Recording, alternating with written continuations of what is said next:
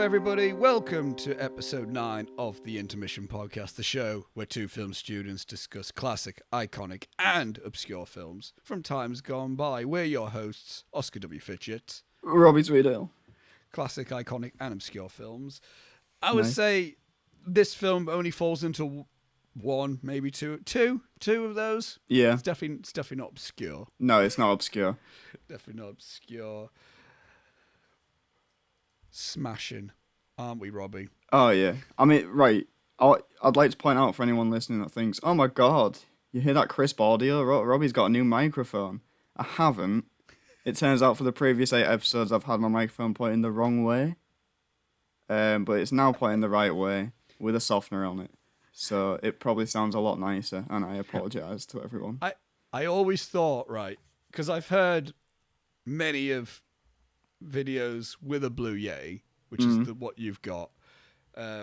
Self-confessed ASMR listener here. Brilliant. And I've heard many of videos with a Blue Yeti, and I've edited all these episodes, so I've heard all of your audio as well, Robbie. And I've always thought to myself, that doesn't sound quite the same. No, because I'm stupid. No, mostly because I'm a moron. I wouldn't say you're stupid, Robbie. Yeah, well. But I'm nicer to you than you are to yourself. It's a good point, yeah. And vice versa as well, I think. Speaking of that, I want to get my little mini PSA out the way. It's not even a PSA. Yeah. I just want to say this, Robbie. Robbie, I always love this weekly moment when we are here talking, just generally talking with you, Robbie. And that's what I want to say. I want to say I'm grateful for you as a friend. Oh, Robbie. mate.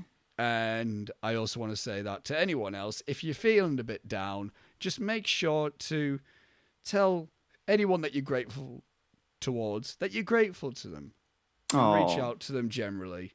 Because, you know, we all go through peaks and valleys. At least I do. I might be. Everyone goes through these, right? Right? Right, guys? Am I right? Everyone goes through these downer stages. Am I right?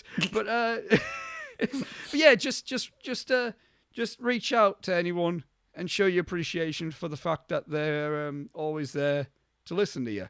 Cute shit. I'm grateful for you too, dude. No, thank you, Robbie. That's all right. Thank you. And thank you for just joining me on this journey of the Intermission Podcast of whatever it is. Yes. Because you very well could have said, "Nah, I'm good, Oscar," but you went along with it. Yeah. Which yeah. I enjoy doing it. It's fun. Exactly. I like watching movies I haven't seen, which is most of them. Except this one. First one I've seen. Also, I want to say quick before we get fully started. As the time of recording this, again, you're listening to this on Saturday, or whenever Saturday. We're recording this Thursday, the 13th of August, which means, I posted on Instagram yesterday. I just want to say a quick, also on the podcast, happy 85th birthday to John Cazale. It would have been his 85th yesterday. The timing's not quite right. We could have fit the Deer Hunter on the week of his birthday. Oh man, we're 1 week there. But anyway, because I look. Happy birthday, John. And there's a bit of a tease for next week. We will for episode 10. We'll be doing the Deer Hunter to wrap up Mr. Cazale's filmography. But yeah, happy birthday, John. What an absolute legend. What a man. What a forehead. What a night. But moving on to this week's episode, as you said, Robbie, we've always kind of been doing these of first time you're seeing these, I've seen them before. I want to hear your opinions on new films you've seen. This is not the same format at all. We've both seen this one, and what this is, this week's episode, we are talking about the 1993 sci-fi blockbuster Jurassic Park. I think it's safe to say it's a sci-fi. I would put it in the sci-fi category. Yeah, I'd say a sci-fi. Yeah, I'd give you that. The film is directed by Steven Spielberg. It's written by Michael Crichton and David Koepp, based on the novel by Michael Crichton. It stars Sam Neill, Laura Dern, Jeff Goldblum, Richard Attenborough, Bob Peck, Martin Freeman, B.D. Wong, Samuel Jackson, Wayne Knight, Joseph Mazzello, and Ariana Richards. And the plot synopsis of Jurassic Park, according to Letterboxd, is a wealthy entrepreneur secretly creates a theme park featuring living dinosaurs drawn from prehistoric DNA.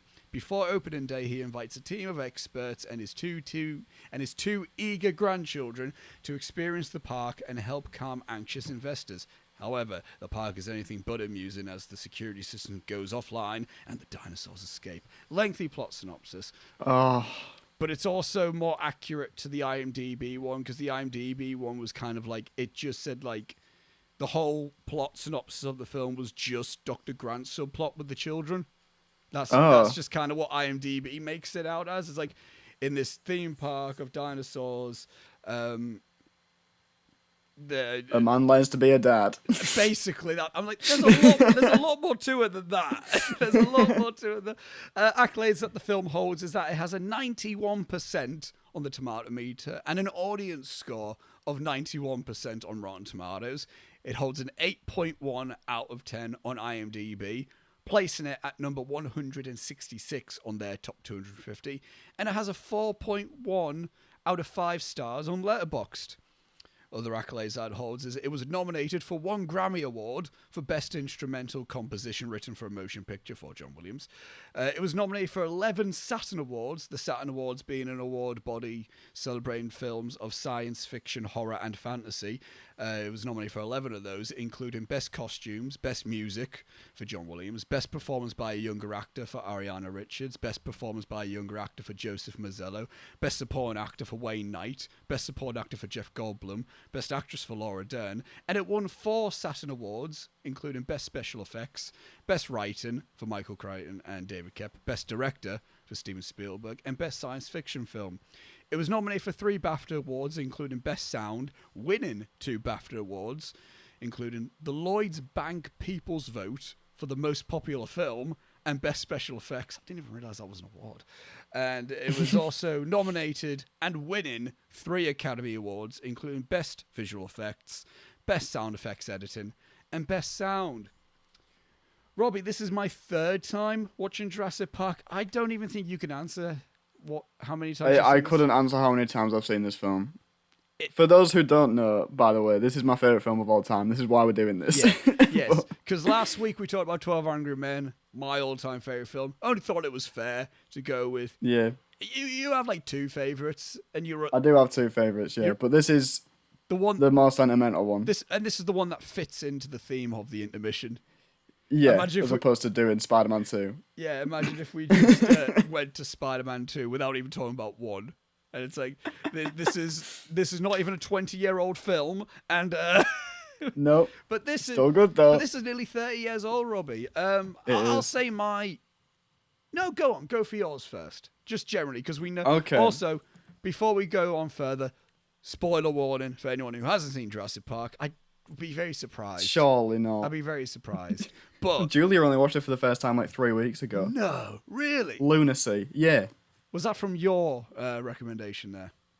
Well, she knew it was my favourite. So you kind of like... And she hadn't seen it, so yeah, she decided to watch it. I think it was in lockdown that she watched it. Anyway. To be fair, the first time I watched this, I must have been about 17 or 16 when I first watched this. Right, okay. So, well, I differ gladly from that. Yeah. I differ very... Go on, very tell us your history about this film. Okay, so yeah, instead of doing my overall thoughts on the movie, because you'll understand as I go on, I'll instead just give you my backstory in terms of this film's impact on my life. Yes. So lads, right, what happened was, I've always loved movies, like, as long as I can remember, and every week I'd be obsessed with a different film. My sister would come round every Sunday. My sister's a lot older than me, but she'd come round every Sunday for tea and be like, well, what film are you into this week then? And then I'd be like, oh my God, it's the best film ever made. And then just go on about some random, like Ice Age 3 or some shit. Yeah. But at the age of 5, my dad came home with the VHS tape of Jurassic Park and was like, hey bro, here's a VHS tape of Jurassic Park. Do you want to watch it? And I was like, yeah, sure, sounds cool. Fun fact, actually, after the first time watching this movie, I didn't want to be a filmmaker instantly. I wanted to be a paleontologist. Wow. Okay. Because I was a weird kid. Anyway, doesn't matter. But that was after the first time watching it, and then the second time, the third time, the fourth time. And eventually I was like, Dad, it's just amazing. And he was like, what do you like about it so much? And I was like, they brought the dinosaurs back to life. What do you mean, what do I like about it? And he was like, you realise that the dinosaurs aren't real, don't you? Right? And I was like, what are you talking about? Don't be dumb, Dad. Don't be stupid. And he said, right, here we go. So he showed me a video of the behind the scenes of this movie and showed me how it was made with the animatronics and the very early CG and stuff like that. And I was like, holy shit, look at what you can do with movies. That's mental. Like, that blew my mind as a kid. And I think I then started to realise that and I took note of Spielberg for that, is for showing me what you can actually do with films and stuff. And then I looked at all the other movies that I loved, Gremlins, Indiana Jones, all these things. Spielberg he was either directed it or had some involvement in it. Yeah. And it was just this thing through my entire childhood. And all of a sudden I realised that it was all thanks to this one dude. Which also explains why he's my favourite director of all time. But yeah, so this very much put me on the path towards what I'm on today, really. That's interesting. That's why I love it so much. That's interesting, because I'm one of these ones who isn't the biggest Spielberg fan. Like, I appreciate some of it. Like, example, like, I'm fine with his blockbuster stuff. Yeah. I like him more for, like, for example, here's my top 3 Spielberg films. My number 3, I'll say, is Hook. Okay. I grew up because I grew up on that one, but that was okay. But I didn't grow up on that one because of Spielberg. I grew up on that one because Peter Pan and Robin Williams. Williams. That was my childhood, really. Peter Pan and like Pirates and Robin Williams. That was like where I was at as a kid. Duel is in my top 3 as well. Oh, okay. And his first film. But my favorite. His first feature, anyway. Yeah, but my favorite Spielberg film is the film that came out the same year as this, which is Schindler's List. And right, okay. So it's like that's like I like that film because I feel like that's the most like anyway, we won't go into fully into that, but genuinely that's like I'm not the biggest blockbustery Spielberg fan, but that's interesting hearing it from you there. From like I'm like, oh yeah, I think like if I watched his films younger, I would say maybe that's a total like big. I could totally like see that. Yeah, it was just a big moment for me, realizing that movies are things that are made and are not just things that are there and exist. Yeah. You know? Yeah, to me that was Nolan. But again, that's a different topic from another time. Like as a teenager watching a Nolan film for the first time, it's like, what the fuck? This is great. Yeah. Anyway, that's interesting to hear that regardless. Because I always knew you loved this film, and I knew like you said it like it meant a lot to you. I didn't know like why. Yeah. I didn't know like why. Like it did. But that's why. It's just because it just kind of was like it was the first film ever at the age of like 5 that I had the curtain peeled back for me to be like, this is what happens behind the scenes and this is how things like that are made. Wow, yeah. And you can actually make them. They are real things that can, are tangible and whatever. Which I think is probably why I'm so ridiculous with my ideas nowadays. Probably because like I saw Jurassic Park as a kid and I was like, yeah, but I know how they did that. Well, they did this. Yeah. I could just talk you through how they did that, and then I'd go like, so why can't I do it? It's like because you haven't got money, Robbie. that shows the perfect example of when we had to pitch our ideas for uni about how my favorite film is 12 Angry Men and yours is like Jurassic Park and Spider-Man 2, and I'm like giving this idea, and they're like, yeah, that seems reasonable. That's reasonable, Oscar. And I'm like, and also mythological gods, and he created the world, and he sleeps under a blanket or whatever. Don't worry about it. to which nah, maybe we don't do that. But yeah, it's just like you're an idiot. It was like, it was like the guy that created the universe is a big giant man, and he sleeps under a blanket, and the blanket that he sleeps under is the world. And he'll grant a one wish if you find him or whatever. Don't even worry about it. It's fine. It just doesn't matter. Here's my mini history of Jurassic Park, Robbie. Go on. First time I watched this, got the DVD. I think I forgot which website it was. I think it was play.com. We're having like a Oh, brilliant. Like having like a 30% off thing for like. Right. So I was like, oh, I'll just get a load of DVDs, and Jurassic Park was one of them. I was like, I've heard it's great. It was the highest grossing film of all time until Titanic, and then I was like, right, okay, I'll watch this. Yeah, stuck it on, and I just thought it was really all right. I thought right. At first I watched it, I was like, oh, all right, I guess. It's lunatic. Like, I guess it's a film, sure. And I never like had any intention of watching it again. And then I want to say, when was it? When did Fallen Kingdom come out? Oh, don't. It was 2018. 2018. My girlfriend at the time likes Jurassic Park a lot, and she was going to see that film with a mate of hers. I wasn't going along, so then she just wanted to watch it again before the film, and I thought, I haven't seen this in a while. Why not? Oh, then stick it on, see if I think any different about it. And I watched it. I was like, yeah, I still think it's just really all right. I don't really find any. Like, I get it. Like, I get it. But I was like, I don't know. It's not really my thing, this. And then cut to, like, when was it? Monday, I want to say. No, Sunday. It was a day when I watched this again for the third time. I have a better appreciation for it now. Good. I was gonna climb through this screen and I don't love it, but we'll get to it.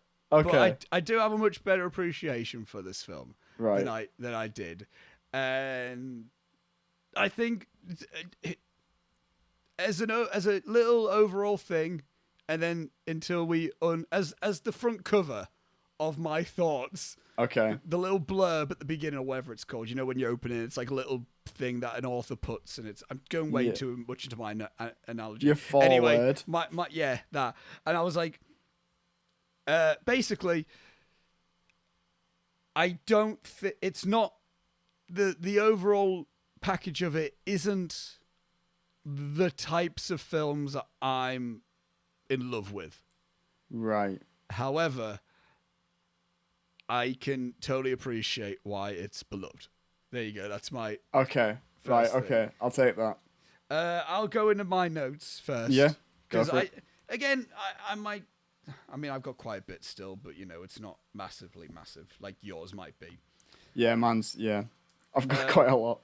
Again, I'll just skim through certain things. I got the beginning establishes the dinosaur as a massive threat, and I like that. Yeah. Like, immediately we understand, like, oh shit, yeah, this is dangerous. Mm-hmm. Like, it's not like fantasized immediately. It's like kind of like, fuck, like, shoot her.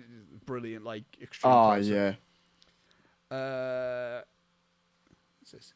Oh yeah, I like the classic monster movie style of directing when the dinosaur attacks. In that, where it's kind of like, which I watched, where it's like the guy you don't see the dinosaur, but the guy kind of gets dragged and he's like trying to hold on to the thing. And then I immediately thought to myself, I'm like, I see connections with Robbie's taste, because this is exactly like that operating scene in Spider-Man 2. Yeah, exactly. I'm like, I get it. I get what Robbie's really into. I get like scenes. There's a bit in that as well when he's getting dragged in. Did you notice the bit where he kind of like flies up into he's like 5 foot in the air getting dragged in? I was like, how is it doing that? You see what dinosaur it is as well. It's a raptor. They don't do that. I mean, it looks cool, but how is it? Is it like grabbing him like with his little weird arms and like pulling him up? It doesn't make sense. Again, it's like classic monster movie stuff, which I really dig. I like that stuff. Exactly. Like, which, man, I'm going to say it right now. I'm a big, how I like to say it, I'm a Christmas fanatic, but I'm a Halloween addict. Yes. So I love like those. I love like monster like creature stuff. Like I love like deep dive analysis stuff. Like you know like cinema and all that bollocks. But I like it too. What am I doing? Why do I just call it bollocks? But you know what I mean. But I also am a sucker for like beautiful gore and like beautiful creature stuff. Like I need to watch The Evil Dead. I need to watch the Evil Dead films. I do say. Have you never seen them? No, I haven't. No. Right. Okay. Well, we're doing those at some point because that's ridiculous. We won't do it for the intermission, but I would love to do it for just a general like communal thing at October time. That would be pretty neat. Definitely. But I also, you know, I like The Guest. I love. That's not really a creature thing, but I love like those kind of campy like type of shit like that. I'm a big Halloween, like the films Halloween. I love them. So there's a lot in this that I greatly appreciate as a fan of slasher stuff. Yeah. I got here a pretty sweet intro shot for Dr. Grant. Yeah. Like, yeah. where he like where it's like, Dr. Grant, we need it, and then he stands up, and it's like, okay, that's sweet. I like that. Yeah. And then to which I got here, which this will be a common theme throughout my notes. The cinematography is pretty neat.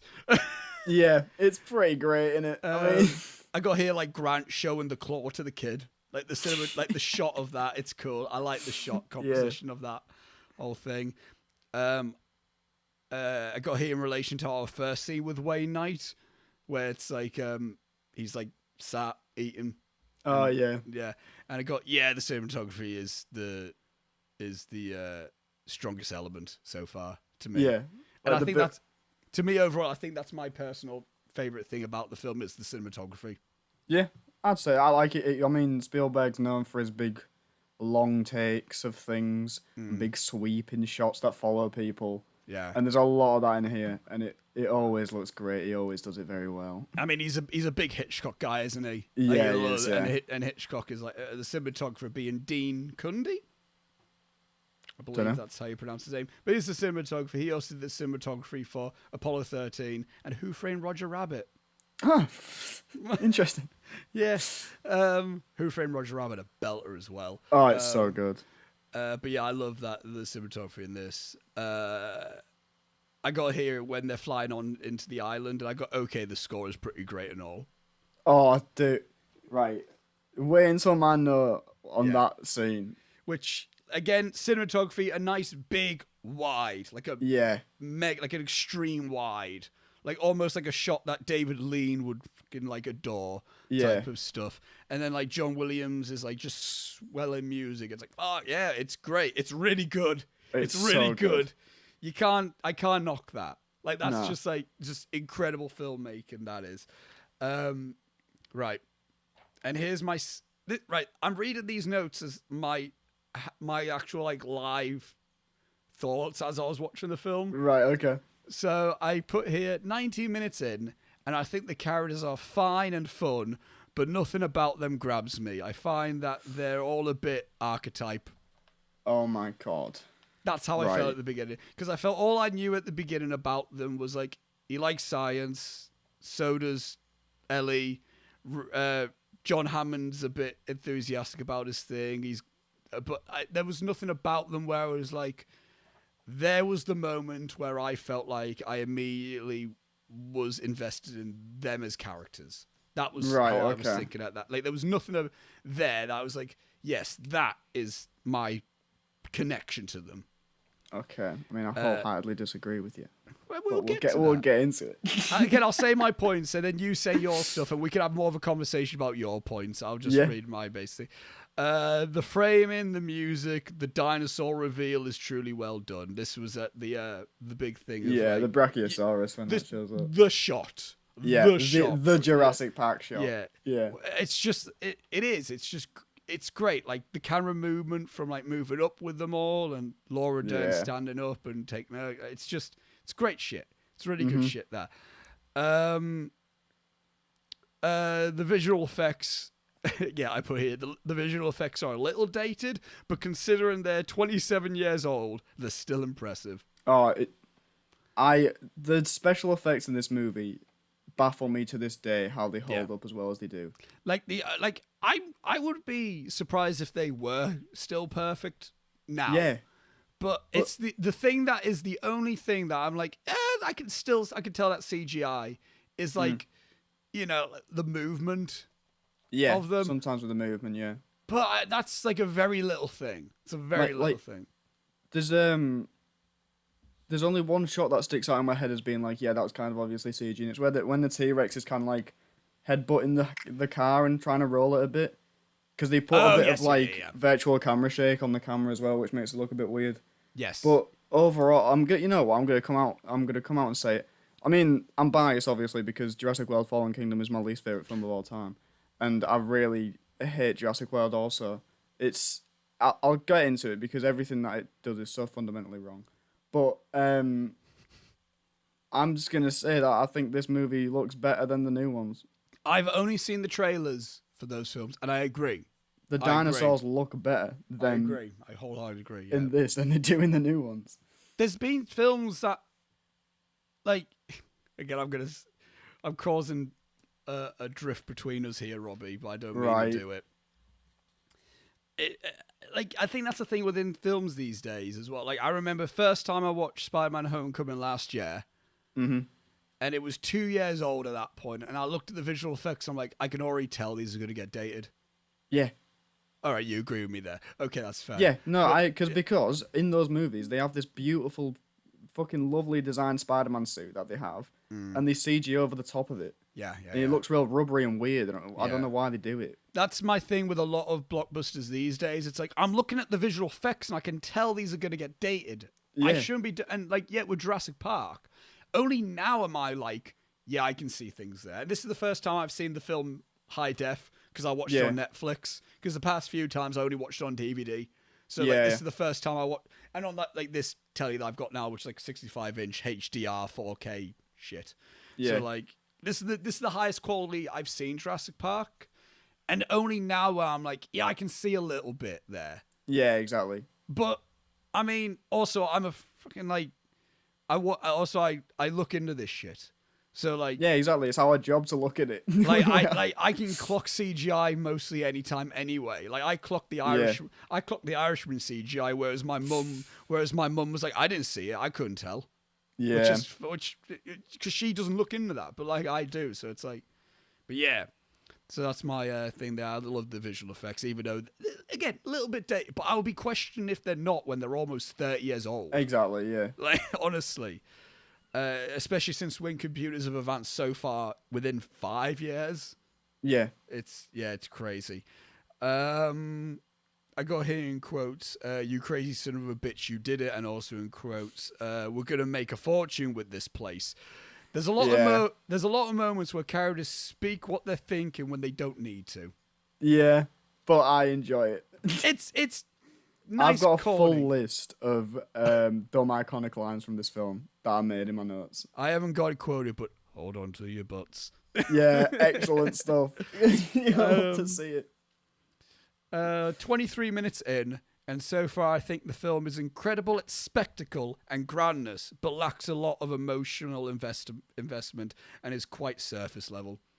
That was my... Okay. I can't remember. I think this was just at a certain point in 23. Like, I realized, like, I love the grandness, and I love, like, I really appreciate that, but I still wasn't, like, getting into the characters at this point. I still wasn't really... Like, I was interested in them because they weren't boring. They weren't boring at all, but there was nothing really for me to like get onto. No, I can see that. I got here, production design is brilliant and it helps a lot that the effects and sets are practical and only CG when needed, which it's when they're walking into the museum, I'm like, God, this is a built set. And this looks like rugged as well, almost. It's just fucking brilliant. I love that. I'm a big fan of practical filmmaking of any sort. That's a big. Again, I'm going to still throw slight jabs. This is why I'm not the biggest fan of the MCU, because when I look at them, I just see CGI a lot. Yeah, I just see computer generated effects, and there's just nothing to it. Whereas, like when I see a thing where a thing is being built, and I'm like, fuck me. Like again, another example in terms of modern day within that regard of built sets but using CG when needed is Blade Runner 2049. I saw some behind the scenes shot stills from that where it's like they build a certain amount of it and then they put like a green screen at the back to like extend the length of a hallway, which I'm like, that's where you need it. I don't get the point. I'm like, we need to just build a CGI set. I'm like, why? It's like when Fan Four Stick was just on green screen. Oh, Christ, yeah. The only time I'm all right with that is like Sin City, but that's for like a style. That's the only way you can. That's a stylistic. That's the whole thing. But when you like, why not just do a set where you can build the fucking thing? Exactly. Like I think this movie, when they're there on the island and they're on like the cars on rails and whatever, and it actually feels like a theme park that you could go to, and it would actually be a theme park that exists. Yes. In the new one. Oh, I hate it. Again, only the trailer stuff when they're in that fucking ball. Yeah, and it's the part of it that annoys me the most is the fact that in Jurassic World, the whole point is that the park is actually open. It's an actual theme park in that movie, like it's open to the public. Then why does it look faker than like the thing that we're Why- seeing now? So why does it look worse? That's the point. You go to a real life theme park now, and Jurassic Park looks like a current day real life theme park. Yeah, like, exactly. In development, obviously, like it's not as like, but like it's not the finished, carts, but... and I've got like, I got a point a little bit later on. There's just something nostalgic about it. Yeah, exactly. Again, for me, who didn't grow up with Jurassic Park, watching like them in this theme park thing, it made me think to myself, I remember being a kid and going to Disneyland. Yeah. Like, you know, like it just it does have that wonder to it. It really does. I got here the point when they're watching like the multiple Johns at the museum. At this point, it's at this scene. I got characters definitely have personality and are recognizable. What doesn't work for me is that I'm 25 minutes in and all that their identities are is their work. It's not easy for me to invest in them as three-dimensional characters. That's why I'm saying that, because all they are to me at this point, it's like they're scientists, they're paleontologists.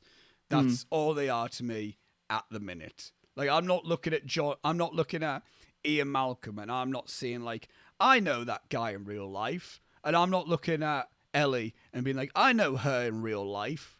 Whereas, like, all they are to me at the minute, it's like, these are really intelligent people that I've never met in my entire life. So there's nothing for me to grab onto at the minute with that, in that regard. I got exposition isn't too bad. It's when they're explaining the cloning. Oh, when Mr. DNA comes up. Yeah, I like that. I dig that. I dig that use of exposition. I like it when it's like that. Yeah. Because I'm a big thingy about exposition in films, and I think I don't like it because I fall victim to it a lot in my writing as well. So I kind of like, I'm like, fuck's sake. But I like that point of it, really. Yeah. I got here. There's oddly a nostalgic feeling when they're on the ride. I don't like. It's when they're like on that thing where it's like rotating. Yeah. There's just something about it. Again, the look of it is authentic to me. Yeah, because it's got the like shitty bars and it's all kind of like built all big thick bits of concrete. Yeah, it reminds you of that, like that 3D. I think like Honey, I Shrunk the Kids from Disneyland Paris, where it's like it just reminds you of that stuff. I'm close to finishing my first page here. Cool. Oh, that egg hatching is fucking incredible. Oh, yeah. Again, I've said it here. I love practical shit. And I love practical creature stuff. Yeah. And that I'm looking at the egg hatch. I'm like, this is beautiful. I love this so much. It's so good. It's got all the gunk on it and stuff. Yeah, it's like one of my favorite practical effects. I love anything where anything's like either hatching or transformation, like a transformation thing. Have you seen Trick or Treat? No, I haven't. It's not a massive spoiler. There's anyone who's seen Trick or Treat, you know what I mean. They do a werewolf transformation, which is my favorite werewolf transformation in anything, where they're like they like rip the skin off themselves. Oh. And to reveal like the werewolf, and it's nasty, it's grim, but it's like all the gunk like sticking from the skin to the, but it's like, and it's done practically. Like you see like, again, I love shit like that. Yeah. Because you know how much fun that would have been to do. Yeah, exactly. Comparing it to the werewolf transformation in Van Helsing, where it's completely computer generated. Yeah, exactly. Yeah. Which is not great, but yeah. And my last point I've got here is, in quotes, we make sure they're all female.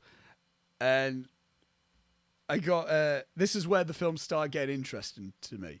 Whereas being in control of life and a species is an interesting thought and concept. Question if it is too much power. And right there and then you're now starting to pique Oscar W. Fitchett's interest when you're starting to question like, should we be in control of life? What is this? And now you're getting into Oscar W. Fitchett territory about all this weird existentialism that this holds. Exactly. But yeah, that's my first page. Should we meet up to that point, Robbie? Sure. So, here, I've got a lot more notes than you, I think. Yeah. But I put, The opening scene when you're baited with the trees moving at the beginning. I don't know why, but that always sticks with me from when I was a kid because I knew this was going to be a movie with loads of dinosaurs in. And then at the beginning, when the trees are all shaking and stuff, and you're like, oh no, it's going to be a T-Rex. And then it's just like a cage or whatever. Yes. but I enjoy that because it instantly brought me back to being a kid again. Straight away as soon as I saw it. You gotta love movies like that where where you can just watch a scene from a film and you just like instantly remember being a fucking child. Yeah, it's beautiful. It's wonderful. I put the lighting as well is great. Mm-hmm. I love that part where he makes eye contact with the raptor through the cage, which is paid off later on, kind of. So yeah, we'll get onto that because spoiler, he dies, but I really enjoy his death. It's really good. Yeah. I wrote shooter in big capital letters. Love that. Shoot her! Shoot her! Good shit. Then the scene where you introduce the lawyer, I love it because he's stood so awkwardly on that badge thing. He's all like, oh no. Like... That's me trying to surf for the first time on Fishkill Beach. And he's like, when he gets onto the shore and he's walking on the rocks and stuff, and he's like slipping over and shit. You're instantly like, this guy is a fucking doof. Like, what an idiot. This film does know how to introduce character types in one frame, really. Exactly. Yeah. And I enjoyed the direction there, because he could have quite easily just been a guy walking in, but obviously they made the choice to be a fumbling idiot, falling over and stuff, because to show, he's clearly not a gritty and working man. Yes. And I thought, in contrast to you, I thought they set up Grant and Hammond quite easily there, with the whole this is a big bloody safety inspection or whatever, and the guy's like, Hammond doesn't like inspections, they slow things down.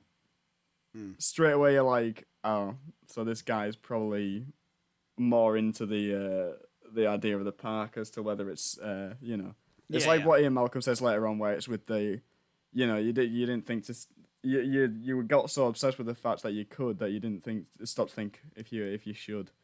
Right, which is pretty good. And then there's also the stuff with where they're talking about Alan Grant as well, and you're like, you'll never get him in here, because he's a digger or whatever. And they're like, so you go, yeah, he's a scrappy man. He likes just digging about and getting in the rough of it. Okay, he's not a fan of the whole park stuff. Anyway, I remember about Spielberg really knows how to introduce a character, which I'm pretty sure was in reference to the shot that you were talking about with when Alan's introduced. Because he's so good at picking the right shot to reveal a character properly. He does it here with Alan Grant. He did it in probably my favourite character introduction of all time, which is Indiana Jones in Raiders. That's a good one. At the beginning. It's so good. That's very good. He's really good at it. I wrote... it's Chris Pratt in all capitals. Have you heard this fan theory? What? I just thought I'd dip this fan theory in here. The kid that Alan Grant talks to at the beginning about raptors and stuff. I've supposedly heard that, it's Chris Pratt's character from Jurassic World. I mean, it makes sense. Okay. I mean, it makes sense because I think Chris Pratt isn't that great, and I wasn't a fan of that kid. Yeah, exactly. That kid's a little prick. They both share my feelings. That's not fair. I don't dislike Chris Pratt that much. I don't. It was just, and I really enjoyed that bit where he's like, it'd probably slice your throat and then slice your stomach open, you little prick, or whatever. Like, it's just like, he really goes in on this kid for no reason. Like, all the kid said was like, that's boring. It's just a bunch of bones. Yeah. Like, realistically, yeah, it's pretty boring, Alan. You don't have to threaten the kid with a knife or whatever you did. Like, calm down. Don't try to gut the kid. Jesus. Calm down. But apparently that's why Chris Pratt has respect for raptors in the new one or whatever, is because of that. I don't know. And that's the theory, is it? That's the theory, but I don't know. No. I put this stupid guy in the helicopter. Oh, because he lands it, and then he sits in there, and Alan's like, runs up to him, and is like, what are you doing? You're blowing dust all over this dig site. Turn your helicopter off. And the guy's like, go inside. There's someone you have to meet inside. It's like, that doesn't mean that you can still like... It's like, okay, I'll go inside, but also turn your rotors off. And even when he's going inside, the guy's still doing it. They're still going. Like, what is this guy trying to achieve by just being irritating? But yeah, I don't know. I really like Richard Attenborough in this. Yeah. Yes. Because he's at the beginning. This isn't right. It's Richard Attenborough. He didn't do the documentaries. That's his brother. That's his brother David. That's genuinely a thing that I heard. I saw. When Richard Attenborough died, people were like, "Oh, I love Planet Earth." It's like, do you? He had nothing to do with it. He had nothing to do with the fucking thing. I mean, rest in peace. Yes. But people are idiots. Yeah. Know your Attenboroughs. Know your Attenboroughs. God damn it. But I think I like how he's really charming and like a kooky uncle until he gets into it and you realise he's a massive piece of shit person. Yeah. He's much worse in the book, by the way. Yeah. I've read the book. John Hammond's a terrible person. I was going to ask if you read the source material. Yeah, he's an awful guy in the book. And they kind of shy away from it in this, but he's, you can see it under the surface. He's not a great bloke. No. Like, there's that bit with Ellie later on where he's like, "Oh, if we could, this is just a setback, and we'll come back stronger next time." And she's like, "What are you talking about? So many people are dead. What are you doing? What are you talking about?" But I liked the bit as well when he's like, "You'll have to get lawyers or whatever," and then they were like, "We don't really know any." At the same time, I don't know. I like straight away it was kind of more of a, "Oh, these two are definitely a couple." Like, you kind of like, oh yeah, you can tell. Like, even if you weren't sold on the scene before of them being an item, because usually people don't have chemistry and whatever. But these two, you're like, oh no, that's a pretty realistic couple. Yeah, I agree there. My only thing about them is there's quite an age difference there. Like, do you think? Well, she's 26. Laura Dern's 26. In this movie, she's 26. Well, Laura Dern when she filmed this, she was 26 years old. And, Jesus. And I like to repeat, that's a year older than me. And yes. And I don't know how old Sam Neill was in this, but he's definitely not in his 20s. No, he definitely isn't. But yeah, I don't know. But no, I agree. They definitely do have... No, there is definitely something They bounce off each other very well. Yes. I put Show Me Nedry, because I remember liking Dennis Nedry a lot as a character. He's a big old idiot. Oh, is this Wayne Knight? This is Wayne Knight, yeah. Wayne Knight, the face of children's 90s films. Yes, it's him and exactly. it's him and Robin Williams, like the face of like childhood 90s films. He was in so much. Yeah. Was he in Flubber? I don't know. Probably not. I think he's in Flubber, I'm pretty sure. I don't know. But again, terrible person. Oh yeah, not good at all. He's a real bad bloke in this. Well, I like the bit when they're sat at the table and the guy brings the bill over and he just looks at the guy and is like, "Don't get cheap on me now. What are you doing? Like, come on, you're clearly gonna pay it." And I like the him getting really, really excitable over everything as well. Yeah.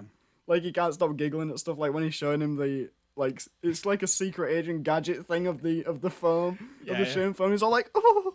He's like, gets really excited about it. That's just him. I remember, I'm sure, like, he did the exact same thing when, like, Mike in Space Jam, when Michael Jordan putted a hole in golf, and Wayne Knight was just like, oh! Probably just an excitable guy. What's he up to nowadays? I have no idea. Should I get him on Angler Rolling?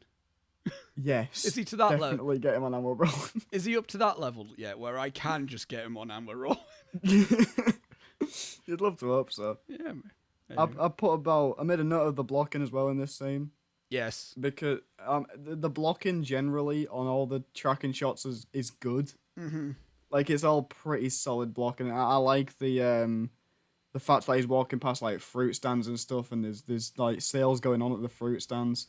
Whereas you could have just had him walk down the road. Like, it didn't have to be, but it gives it like kind of like a lived-in feel, and I enjoyed that a lot. Apparently, this character that gave him the shaving foam thing is coming back in the third one. I don't care. It's But granted that this is the only scene he has in any of the Jurassic Park movies. Yeah. By the way, and they're bringing him back and being like, he's in the new one. Ooh. No one cares. It doesn't matter. Okay. Anyway, I put about Ian Malcolm's laugh. I just Goldblum is like, I forgot how like peak Goldblum he is in this. Yeah. I thought he was like reasonably normal in this, but he's not. He still does the like repeating his words and stuttering like. I think this is like the most restraint he is though. He's toned back a bit. I still need to watch The Fly, so I'd kind of comment on what he's like in that. But yeah, I always think he's not quite Nick Cage levels, but he's always like he's like on the edge, isn't he? Yeah, he's on the verge of it. He's always on the verge of being like, not quite Nick Cage. Yeah, he's always on the verge of losing his mind. Yeah. As Nick Cage has done. Yeah. But I also made the note that he is just the smoothest bastard to ever exist. Yeah. He's so smooth in this. He's so good. We need to put like Ian Malcolm up against Frank Serpico and who can pull first. Oh my god, yes. That's like a competition of like, go on, get your stopwatches ready. Who's gonna get it first? Like the bit where he's like, Dr. Sattler, you strike me as a woman who knows about attraction or whatever, and it's like, your boyfriend sat right there. What are you doing? It's a little bit late. It's a little bit later in the film where he goes, "Are you?" And then he's like, "Yeah, we are." It's a good like hour and a quarter into the movie before he asks. Yeah. And then Dr. Grant's seeing each other. And Dr. Grant's like, yeah, we are. Yeah. Yeah, you're the worst, Ian. Fucking stupid name as well, Ian. So that's not a cool guy name at all. Ian. Shout out to my uncle Ian. Shout out to my cousin Ian. He won't be listening. It's fine. We clearly know how Robbie feels about his cousin Ian. Then. I love my cousin Ian. Leave me alone. I like the bit as well later on where he drips he's doing the droplets and he's like explaining chaos theory or whatever. Yes, that's so smooth. Yeah. Oh, God damn it, I love that man. I can't. But right, I think this film has a lot of like interesting ideas in it. Yes, chaos theory and stuff that makes me interested. I would kind of love a film just purely about a chaos theory. Yeah. Thing. I'm sure there is out there. There's Butterfly Effect with Ashton Kutcher. Still didn't see that. It's not good. I've heard it's good. You're the only person I've heard say it's not good. Really? Yeah. Oh, okay. But I put my next note was because I knew what was coming up. Mm-hmm. I knew it was the big reveal of the island with the helicopter and the music swelling up. I knew it was going to happen. Did you cry? My next note was my note was I'm going to cry and I know I am. And the next one was I'm now crying. I did. I don't know what it was, but the music, just like when I started hearing it, was like do do do, do do do. I was like, oh no, it's gonna happen, and I know. Started well up. Yeah, it did get me straight away. And then that's the thing. I think there's nothing quite like film, to where there's things where certain sounds mixed with certain imagery mixed together can just trigger some sort of an endorphin where you just feel emotional. Like there's a lot of like scenes in films to where I'm like something happens, I'm like, God, I'm gonna cry. Like I'm crying because of the context of the scene itself. Like like Marriage Story, I just cried because the context of a scene in that film. And same thing with 50-50, just the context of that moment in a film. But there's moments there are like, I don't get that with Jurassic Park, but there are definitely like the thing that springs to mind is Hero. Like there's like a moment, there's like a fight. I only just bought that the other day on DVD. I'm excited to watch it. Oh, Robbie, there's a moment in that film right where like I got well emotional just because of like a mixture of what was visually happening and the music. And I don't think there's any other film like I don't think there's any other medium other than film that can achieve that. You can get music can achieve that, but that's purely through audio level. Maybe the closest is I don't think TV can quite get there. Like TV stuff just can't quite get there. At least I haven't seen anything like that. Theatre, I mean, you can't manipulate camera angles with it. You can't manipulate the person's vision with theatre. No, exactly. That's why I think film is just such a special thing. And again, moments like that. And I get that. I get that with that scene. Like, it wasn't even. But what blew my mind with it for me was that it wasn't that it was nothing to do with the context of the scene. It was just it's the whole thing. I think it's because the film means so much to me, and it resonates in such deep memories within me that as soon as it happened, it's like I just got this kind of overwhelming thing of emotion, which was not as bad as the very next scene, which I've made my note of, saying it's probably my favourite scene of all time in any film. Is that the reveal of the Brachiosaurus, like the Jurassic Park shot? It's just because I've made the note as soon as it happens, because I mean the lead up to it is so good. Yes. Anyway, with all the shots of all the characters and Alan getting up and the improvised taking the sunglasses off or whatever. Yeah. And Ellie getting up and then him tapping her or whatever. Like, it's a great build up to this amazing shot that's just like the most capturing the imagination of young people shot to ever happen on film. No, I can totally agree with that. It's a thing where like imagine being in 1993 and not being exposed to computer effects. Really, at that point. I mean, what, like Terminator 2? Yeah, I mean, you got like young Sherlock Holmes was, I think, the first full CGI character ever, but that was like early 90s, late 80s. I'm pretty sure. Yeah, and T2 had, the T1000, which brilliant, but again, it is dated. That it's a little bit dated now. Yeah. It works within the film, but but like imagine being there, 1993, sat there, first time seeing this film, and then that comes up. It's just there's moments where like you're probably just there like how, and you just like, it's game changing completely. Yeah, like, totally. And I put my note was just, and instantly my love of film was born. Just that one shot. Instantly, I was like, "Oh my god, I want to do this! Like, this is exactly what I want to do." I mean, I say that it was the shot that, blew my mind. The first shot in that movie that completely blew my mind, which will have led me to watching the behind the scenes, which will have led me to wanting to make movies, and Was that the first behind the scenes thing? Was that like the first film you looked up like the making of it? Yeah, I'm pretty sure. Yeah, that's a good one to start looking up. Yeah, exactly. And I put also the quote from Alan when he says when he's looking at the whole thing, when the music properly comes in, there's like the actual like whole landscape and you see all the dinosaurs.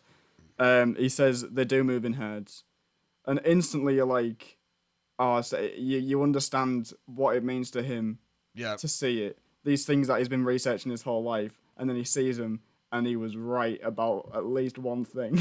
Okay, yeah. And he's so chuffed. Yeah. Because he looks at me, he's like, oh my god, they do move in herds. And it's like, oh, that's nice. That's lovely. And now we're on to the Mr. DNA bit.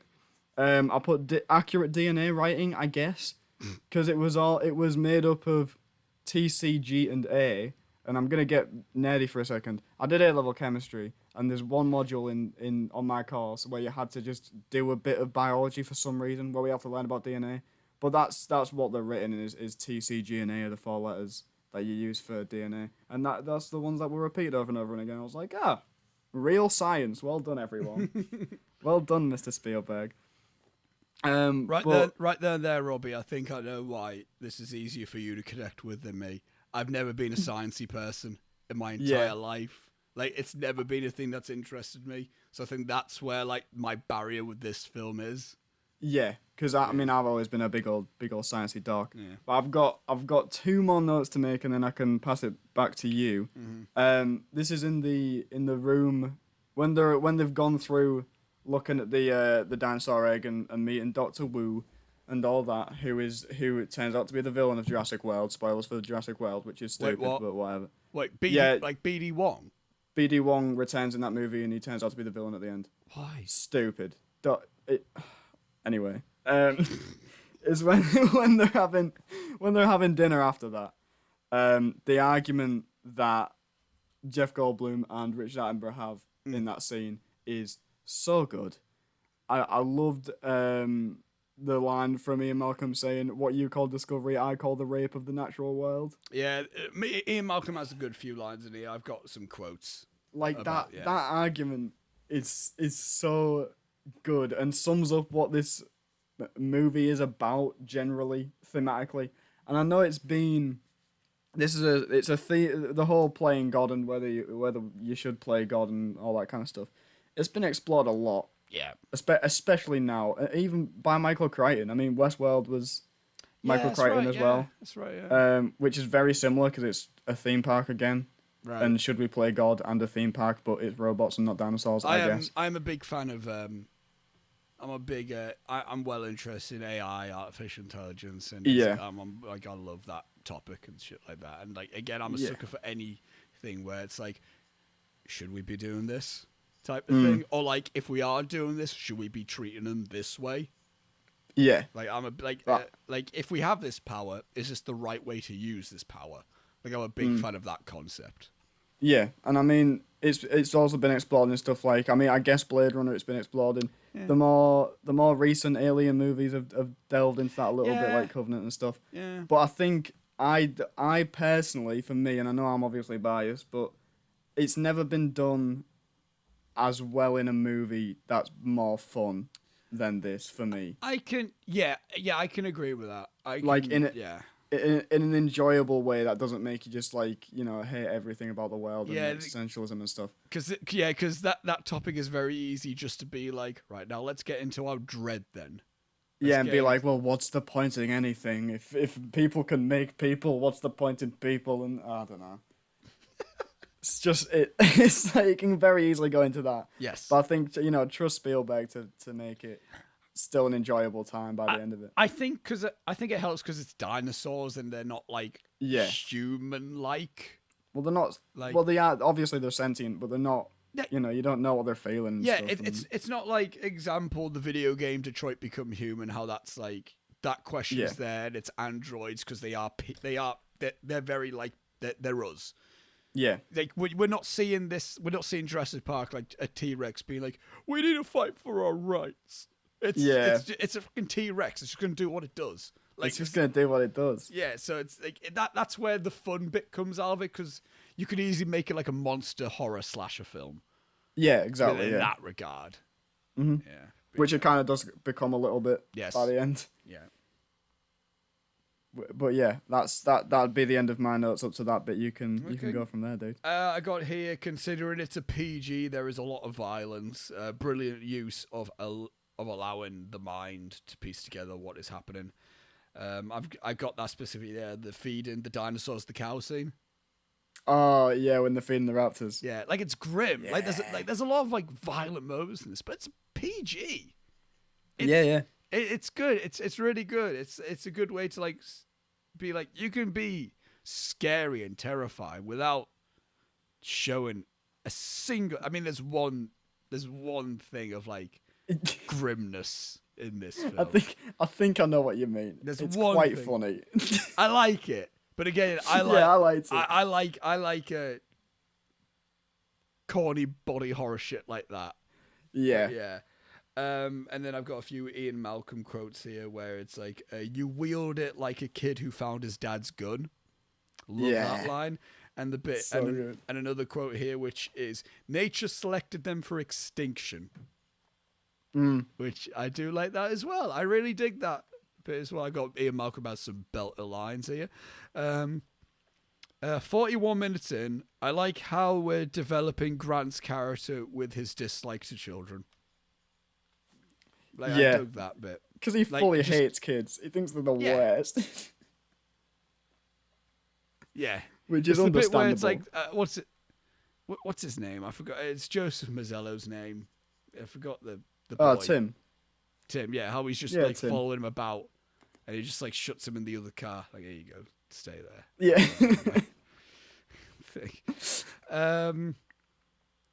The sick Triceratops. Yeah. See, that scene. Again, brilliant spectacle. Again, I love that. Just it's a cool effect. I've got here brilliant spectacle, lacking in emotional grasp for me. But was that a cool effect? God, it looks so good. Yeah, oh yeah. God's sake, my writing was horrific in this. I'm trying to translate here. Right, I got here. Oh, that's a cool effect. I got here. Oh, that's a cool effect. Is most of my thoughts with this film, and that's 50 minutes in. At that point, most of my attention to the film was more like, that's cool. I like that. That's a really good spectacle. But I still wasn't quite there with them, if I'm being perfectly honest at this point. Yeah.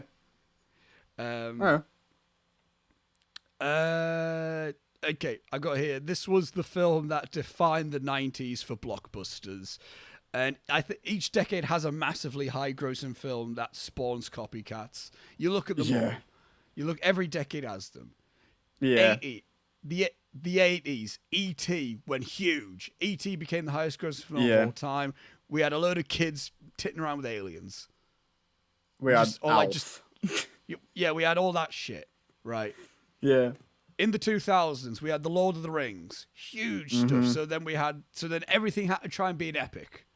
Yeah. Everything had to be a fantasy epic in the 2000s. And in the 2010s, Marvel films are huge. So everything has to be a big, like, superhero-y thing. And in the 90s, Jurassic Park happened. What did we get in the 90s? Big disaster flicks. Yeah. Big disaster flicks became the thing. And I think there's a thing to look at with that in just generally. I think that's, like, I find that very interesting. And again, this is the film that started it. But I think what didn't help with me when I first watched this is I was already aware of a load of other disaster films at that point. And I don't like disaster films. I just don't. They're not my thing. No, I don't. And so when I watched Jurassic Park, I'm watching it for the first time thinking to myself, it's just a better disaster film. Obviously, now I look back at it and I have a lot more appreciation for it. But I don't think a lot of the copycats help with Jurassic Park, I don't think. And I think I think I've never seen any of the sequels. I want to say that now. This is like, I've only seen Jurassic Park because I don't feel like I need to watch anything else. Like, there's nothing about them that I'm like, I want to watch them. No, I mean, you could watch the second one. It's the best of the sequels. They're nothing special. I mean, I like Julianne Moore. That might be the only thing that draws me to that film, if I'm being perfectly honest, Robbie. And it's all Goldblum all the time. I'm not sure if I would. He's the main guy in that one. I'm not sure if I would like if he's the only one in that.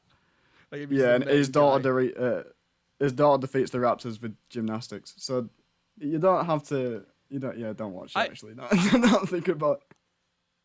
I've seen enough of that film. No, you don't need to see the rest. But yeah, I just find that interesting. And I think there's a thing in there where you can break down blockbusters and high-grossing films and what started, like, trends within film. Again, Gone with the Wind got huge. So then at that point, every big film had to be a romantic period epic. At that point, and like, you can look back at all that, like, any film that was majorly successful, and then, like, instantly trends started. And I think this is a big Dark Knight started a thing with that. Yeah, dark and gritty. With dark and gritty reboots of things. Yes. Sick of it. Yeah. Stop doing it. Yeah. Okay, this is what I got. Once the cars stop in the rain, tension is building, and then I am instantly in. Yes. In that. The glass of water shot is fantastic. Just is. This is great shit. It's just so good. And I got here. I do really like how the film waits until halfway through to become a monster movie. Like, it is. It's like an hour into this 2-hour film, and it's like, now we're gonna just put these characters in immortal danger. Which I like that. I like that. It's good shit. When the T-Rex. I skipped a note there. The practical T-Rex is unbelievable. It's so good. I love it. Like, it kept breaking, I'm pretty sure, on set. I'm sure we'll get into it in the trivia, but like, It's so worth it. It Yeah. looks incredible. When the T-Rex is CGI, it is shown in shadows, which makes it more convincing. Yeah, That's there isn't. Sometimes you don't even realize that it's switched from the animatronic. I think you realize in like close-ups and stuff because the head kind of jitters a bit on the animatronic. It's the movements. That's the only way you can tell. But like, exactly. If you're gonna do these big CG shots, the best way to do them is in the dark. In the dark, raining, minimal lighting. Yeah, big example of this recently, the Gemini Man. The Gemini Man. Because when you got Will Smith out in the daylight, Christ, did he look like plasticine? It's horrifying. It looked so bad. But in the shadows, in the dark caves, it's not too bad. It's not too bad. What were you thinking, Ang? But yeah, come on, Ang. Come on, Ang. You did Life of Pi and Brokeback Mountain and Crouching Tiger, Hidden Dragon. Just do something like that. Oh, wait, man. Anyway. What are you doing? But yeah, I love that stuff. When Grant... oh, yeah, I skipped a few things. That again, we'll probably get more into it with you, talking about that scene.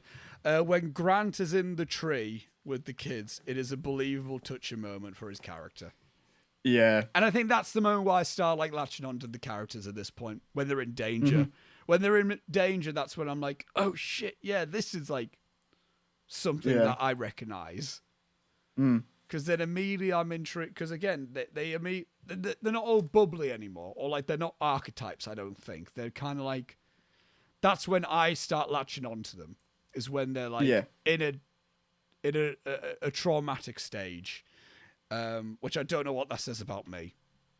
Yeah. I relate. I wasn't gonna say anything, man. But I don't know what that says about me. Where it's like I relate more to characters when they're in awful situations. You good? No. Anyway, I got here. Laura Dern is pretty great. Is when she's her and John are at the table. Mm-hmm. And it's great shit, that performance of hers. And I got an asterisk here. I'm reading this note for the first time since I wrote it, and I'm laughing at it. And I'm going to read it for word of what I wrote here, Robbie. Get a wanted poster because along with Diane Keaton, Laura Dern has stolen my heart. Oh, Christ. There's so many better ways of putting that. Why have you done that? Because it was late when I was watching it, Robbie. And I... Get a wanted poster because Laura Dern has also stolen my heart. Jesus Christ. I mean, yeah, but that's not the point. Fuck's sake. That's so dumb. I'm on top form today, ladies and gentlemen. Anyway. Excellent stuff. But yeah, Laura Dern is really good in this. The quote here where when she says the only thing that matters now are the people we love, and at that moment it's like, John, fuck your park, mate. Yeah, fuck your park. You're not gonna like sort it out. This isn't just a kink. There's dinosaurs eating mouse. There's the bit when it's like after it's like people have died at this point, but there's later on when they're like back at the headquarters thing, and Ian Malcolm sat there with his broken leg talking to John Hammond, and he's all like, every park has like, you know, setbacks and stuff. I mean, when Disneyland opened, nothing worked and all this, and he's just looking at him like, what are you talking about? It's like these dinosaurs have killed so many people. Yeah. Like, and he hasn't seen Alan Grant and the kids yet. No, he his hasn't. grandkids could be dead. Yeah. Like, but he's not. He doesn't care. That's a good point. There's no confirmation to him yet. Yeah, no. He doesn't know they're alive. Fucking idiots. Oh, God. The tension being built during Ellie about to turn on the power and Grant and the kids climbing the fence is good shit. Oh, excellent shit. And I haven't noted it down, but it's that moment, that scene that I'm on about, which has the beautiful piece of cheesy, like, gore shit. Is first of all when the Velociraptor pops its head out from around the corner. Oh, yeah. And then, like, the hand on Ellie's shoulder, and then it moves, and it's just a severed arm. I'm like, I love that. I like that. It's because she puts her hand on it and she's like, oh, thank God. And then she moves back. Again, I like it. It's so dumb. But, yeah. It's great. Yeah, it's a good scene, that. An hour and 42 minutes in. Honestly, the pacing is pretty solid. Wouldn't cut anything, which is one thing I can say. But I wasn't like, I wouldn't cut anything, and that's one thing I can at least say about this film. I wasn't bored. Yeah. So any issue that I might have with this, boredom isn't one of them. No, definitely not. Which I mean, as long as you do it, like, just don't make me bored. That's the only thing I ask for a film. Just don't bore me. If one of your issues with this movie is that it makes you bored, you're an idiot. I'd like to make that very clear. You're a moron. Because again, I'm not into science and I'm not into the paleontology and all that stuff, but there's at least energy to them.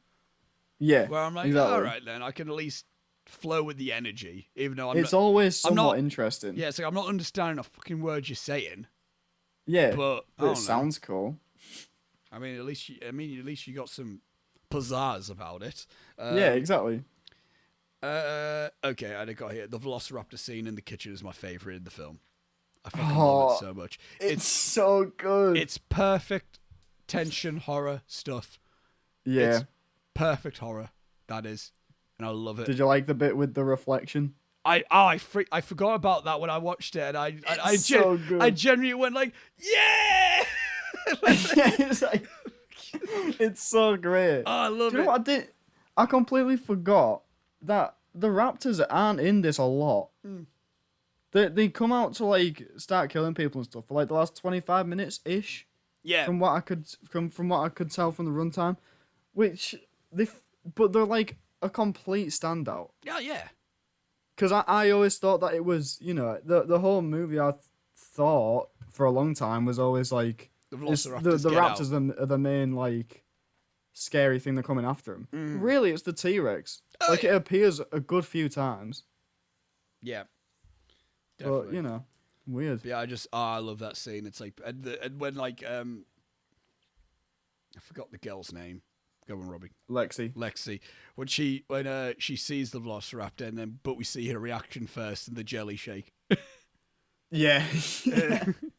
That's the thing that Spielberg does a lot with this. We see Kara's reactions first, and then we see the thing they're looking at. Either in wonder in the Brachiosaurus. I'm not good with dinosaur names. I'm sorry. And then that scene, or in terror with the Velociraptor. It's good stuff. Yeah, it's really good. And the only time that does it, it's the jump scary thing with the Velociraptor popping its head out. Yeah, around that's effective, I think, as well, in the sense of like, because we're so used to like seeing like a character being like, huh, and then the thing. Yeah, and it's like it just comes out of nowhere. Yeah, it's like, and then it's like, Steven, you terrified me, mate. You cheeky little bastard. Oh, you cheeky man. I'm sorry. Steven, you cheeky man. I'm so sorry. Oh, Christ. Help me. Anyway, I've got and then my last note I'll say, before I hand it back to you. We'll meet at the Velociraptor scene. Okay. And I've got here, it helps that the people in these crazy situations are not superhuman. And I think that's where I started to realize, you know what? This is what I dig about this film. I like this. Yeah. Because I'm so sick of these... and again, it's disaster film stuff. I'm so sick of like these things where like... And it's more extreme situations than this. It's like a fucking meteor is flying to the planet. Yeah. And then meanwhile you get like, we best get the construction workers to sort this out. And then it's like they're immediately invincible to every fucking thing. Yeah, and it's like that one of the construction workers happens to be the Rock, and he's going to wrap a rope around your meteor and just sling it back into space. Yeah, yeah. It's like, and it's like, it's like an Independence Day where it's like, this guy's going to punch an alien in the face and beat the alien race. And it's like, I'm sick of it because I don't get anything from them. No, exactly. There's not one point where Dr. Grant is like, let me just drop kick this Velociraptor. And we'll get away. It's like, we need a run. Yeah, exactly. It's like, there's no like, is there any form of them? I don't think there's any form of offense against any of them. No one ever hits one. It's just like, let's run, which I like a lot. I like that a lot more. I like situations where it's like, let's get out of it, as opposed to like, let's beat them up. Exactly. That's where I think I like Jurassic Park a lot more than other films of this genre, I think. Yeah. Yeah, I agree. And I'll hand it back to you. Okay, I'll put the kids aren't annoying. I don't know how Spielberg does it. No. Because most of the time, kid actors are the worst. I feel like they're borderline in it, though. Yeah, they're little at the beginning. Yeah, a little bit. They're almost there for me, but they're never quite to the moment where I'm like, shut the hell up. Yeah, just stop it. Yeah. But it's like, like something like, I don't know, Iron Man 3, where the full movie is just derailed because that kid's a dickhead. I didn't mind him in it. He's just so annoying. Anyway, Yeah. but they're not like irritating. I think Actually, at the beginning. No, I'm mistaken it. I didn't like him. I just remembered. Yeah, no, I was the only person that was all right with him. Yeah. No, that wasn't all right with him. Anyway, we're not talking about Iron Man 3. But I think it's just that I think they get progressively less annoying, and I think that's. I mean, it might just be me, but I feel like it's purposeful because you're meant to be. Alan's getting to know him a bit more as it's going. Because at first, Tim is the worst. However, as it goes along, because he's just saying stuff in his stupid high-pitched voice, but before he was the bassist in Queen or whatever.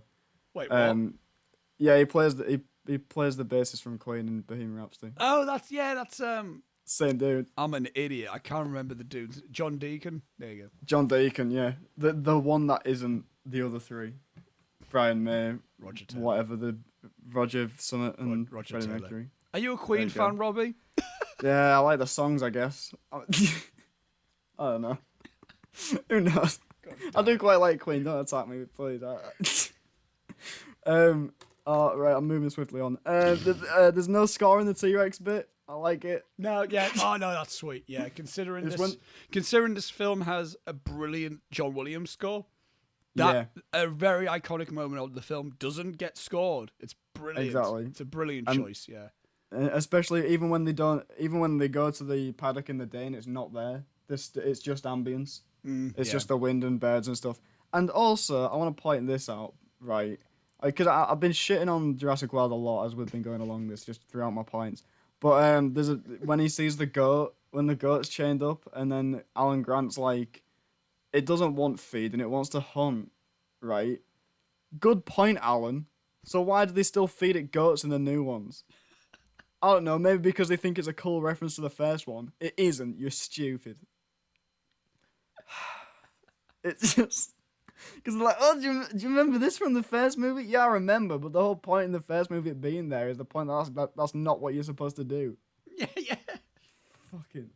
Don't you love it when film franchises forget why they even did something in the first place and they just reference it? Don't you love it when Chris Pratt manages to train velociraptors? Again, I've seen the fucking trailer shot of him riding a fucking motorcycle with them running beside him. Yeah, there is mates in that he's like he's a raptor trainer, and Vincent D'Onofrio's all like, because you can train raptors to do what you want and stuff. I want you to get me some raptors for the military. I'd like you to get me some raptors to fight in the military with the boys. Where are they gonna sleep? They're gonna sleep in the barracks? Of course they're not, you idiots. What do you mean? I want some raptors for the military. And they're not gonna listen to you. They're not gonna know the difference between the two sides of the fight, are they? You God damn it. I hate it so much. The whole point of the raptors in this movie is that they're the most fearsome, like, killing machines possible. And in this one, he's like, gives them names. In Jurassic World, he's like, got one called Blue, and one called Echo and Delta, and stuff like that. And they're like his little fucking suicide squad of raptors that he has, that he does missions with. It's stupid, and I hate it. What are we? What are we? Some kind of Jurassic Squad? Oh, sorry. I was just gonna let that go. I was like, I'm gonna leave it. I'm leaving this. Also, Chris Pratt touches lava in the second one and doesn't die. Wait, what? But, yeah, there's a bit where the volcano explodes, and right. I'm sorry. I'm gonna go on a little rant for a second. There's a bit where a volcano explodes in Fallen Kingdom, my least favorite film of all time, and he's like been hit with a like anesthetic, and he's flopping around on the floor like an idiot, and it's supposed to be funny, I guess, because it's Chris Pratt, but it isn't. And he flops over at one point, and his hand touches the lava, and he's not dead somehow. Also, in the same scene, Bryce Dallas Howard and this tech kid who is the worst character in the movie has been brought along so that he can open the doors and stuff. Bryce Dallas Howard run the island. She knows how to open the doors. Why are you there? Anyway, they're stuck in a bunker and some lava's coming in and one dinosaur's blocking the only exit or whatever, and you're like, oh my god, they're so gonna die, they're so dead. And then Bryce Dallas Howard looks up and she's like, oh no, look, there's a door on the ceiling, we'll just go through that. And they go through it and they're fine. What's the point in anything? Also, there's a woman in that movie that claims to be a paleo veterinarian. Right, a vet for dinosaurs. First of all, that's stupid. Second of all, they get to the island and they hear stomping, right? She doesn't know what dinosaur it's going to be, but she runs out of the truck anyway. Luckily, it's a Brachiosaurus and not a T-Rex, otherwise she's dead, right? But she runs out there and they don't even play the score, which is stupid. It's meant to be a reference to the first movie, but they don't even play the music. And then she looks at him and she goes, I've never seen one in person before. You're a vet! You're a vet for dinosaurs. What do you mean you've never seen a dinosaur before? Fucking idiots. It's like a real life vet going, I've never seen this. What is this dog? What is this? Oh, God. I've lost my mind. I don't know what just came over me, man. I got so upset. I'm taking that out. I'm making its own thing on the Instagram page. Gotta hear that movie so much. Anyway. I'm crying. Back to the topic at hand. There's a bit where Ian Malcolm's all like, yeah, right. God create. Yeah, no, I'm going straight back into it. We're not even thinking about it. There's a bit where Ian Malcolm's all like, God created dinosaurs. Yes. God kills dinosaurs. God creates man. Man kills God. Man creates dinosaurs. And then Ellie Sattler pops in with a little dinosaur kills man, woman inherits the earth. Yeah. She's a full-on feminist in this, and I really enjoy it. I like how it's subtle though. Yeah, she's not like in your face about it. There you go. 2010s. 2010s representation of feminism. Maybe don't make them really in our face. Yeah. maybe make them, saying their points, but don't make them like real annoying. Yeah, please. We want to like them. We want to support them. Don't. Fuck's sake. Anyway. We're nice guys. I believe in equal rights for women. Says a podcast with two straight white males. Yeah, brilliant. Oh no. I put about the animatronic Triceratops. We've been over this. It's great. Yeah, it's great. It's really it looks so nice. And the little details like putting the mucus in the mouth and making it look all rank and stuff. Mm-hmm. Really enjoy that. Also, there's a really good meme with that where the bit where Alan's like leaned over onto the side of it and it's breathing and it's like going up and down or whatever. Yes, yeah. There's a shot later on in the movie where there's Jeff Goldblum with his shirt open, laid sexually on a table, and he's breathing, and they've like cropped Alan Grant onto it. Right, it's a really good gif. I just want to talk about that shot. Mm. You know how we always say like, there's always a reason for a shot. You need to set up a camera. That didn't. What was that? Just for like a bit of eye candy for anyone who likes a little bit of Jeff Goldblum? Because he's a sexy man. I mean, I'm not saying that like I'm disagreeing with this. I'm just saying like, oh, okay, then it's interesting to see it from the point of view of a bloke who doesn't fancy blokes. So it's interesting for me to see that where I was like, oh, this must be what lasses feel like when there's just a random shot of an attractive woman. In a film that has no ties to anything. Just it's interesting. The female gaze. Yeah, I'll put that I liked I liked. I love it. I love all of this movie.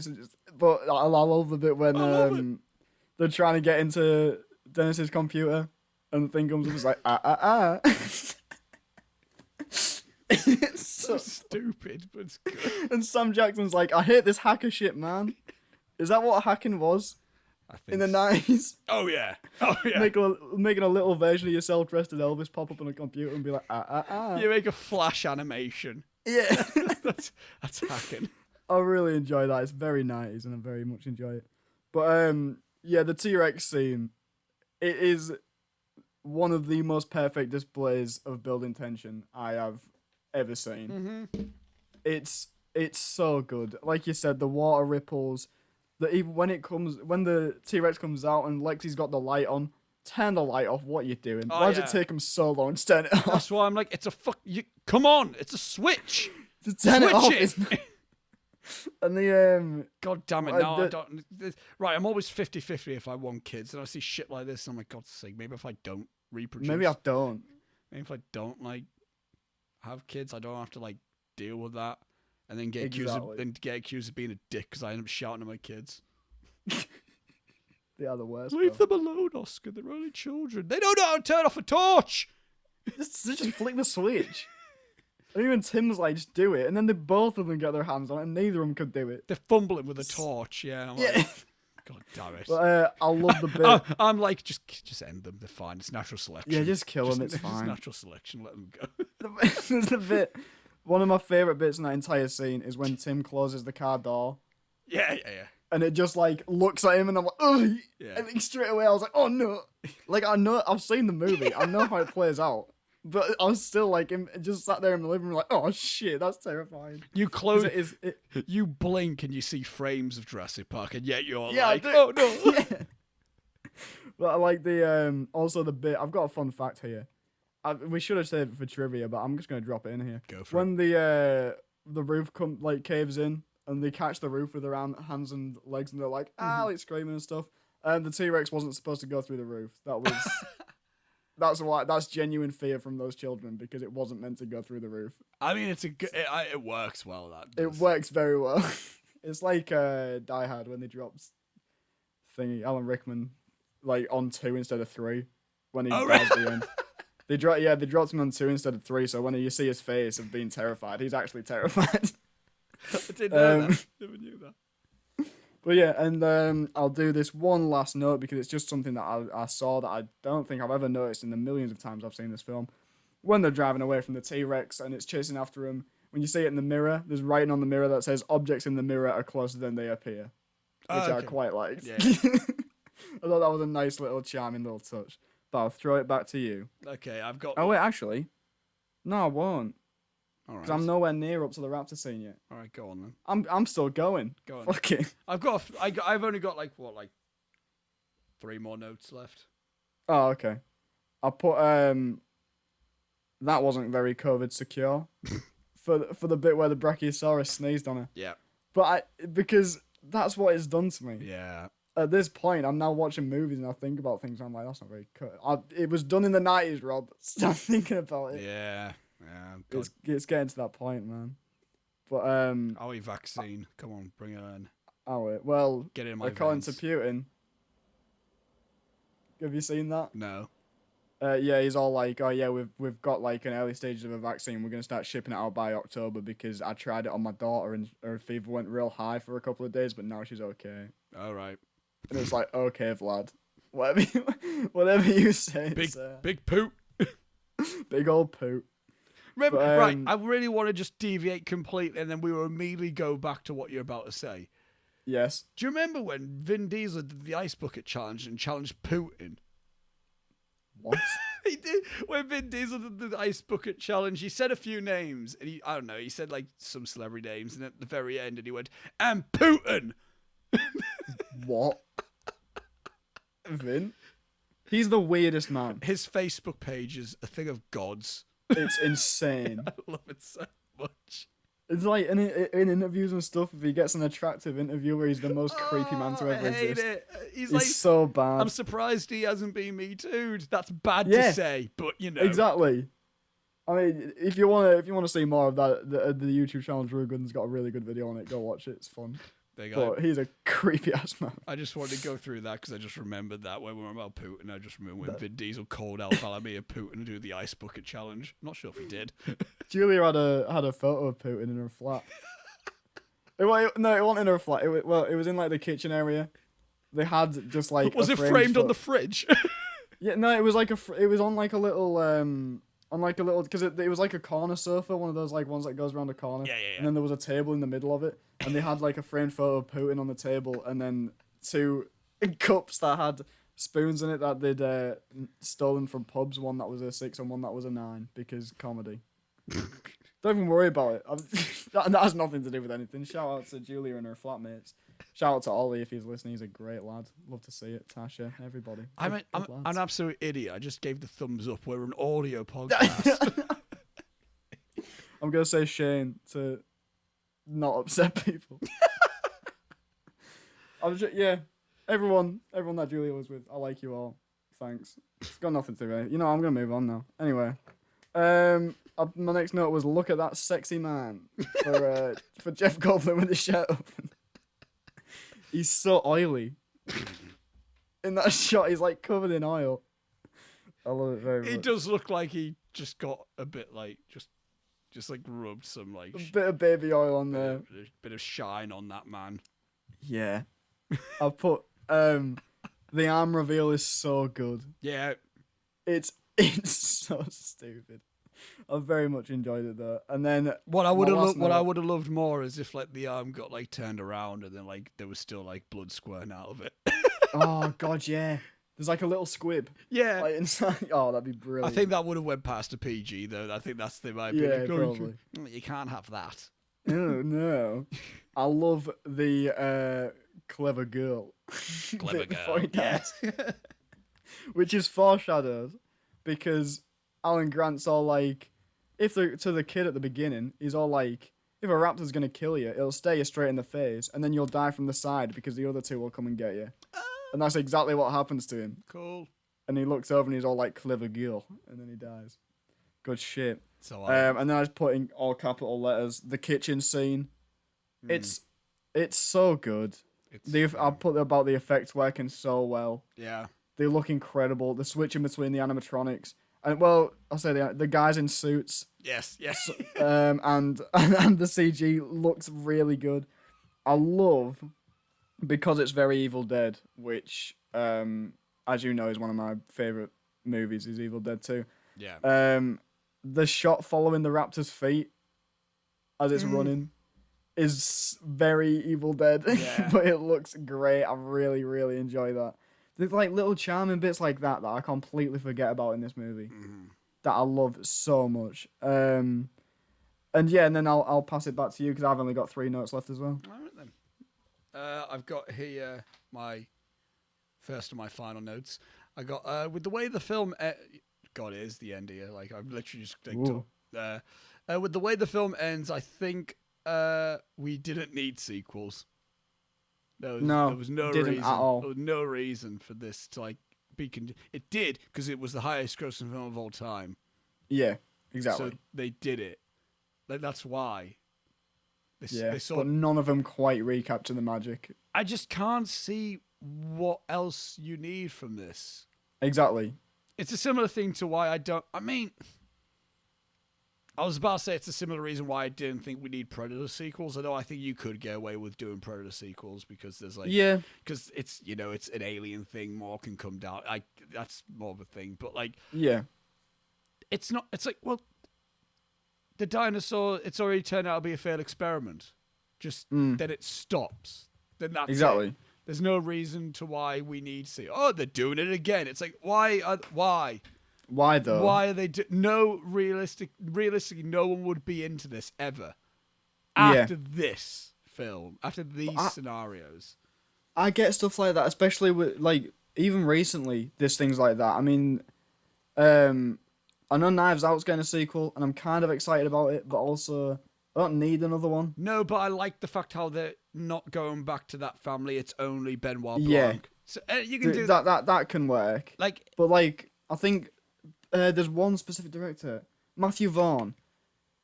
None of his films ever need sequels, right? Kingsman doesn't need a sequel because the way that his films are structured, it starts off being like a comedic mockery of the genre that it's meant to be doing. So it's like making fun of the tropes of a spy film, and then by the end, it's become a full-blown spy film. but it's like its own thing because it's a bit stylish and stuff.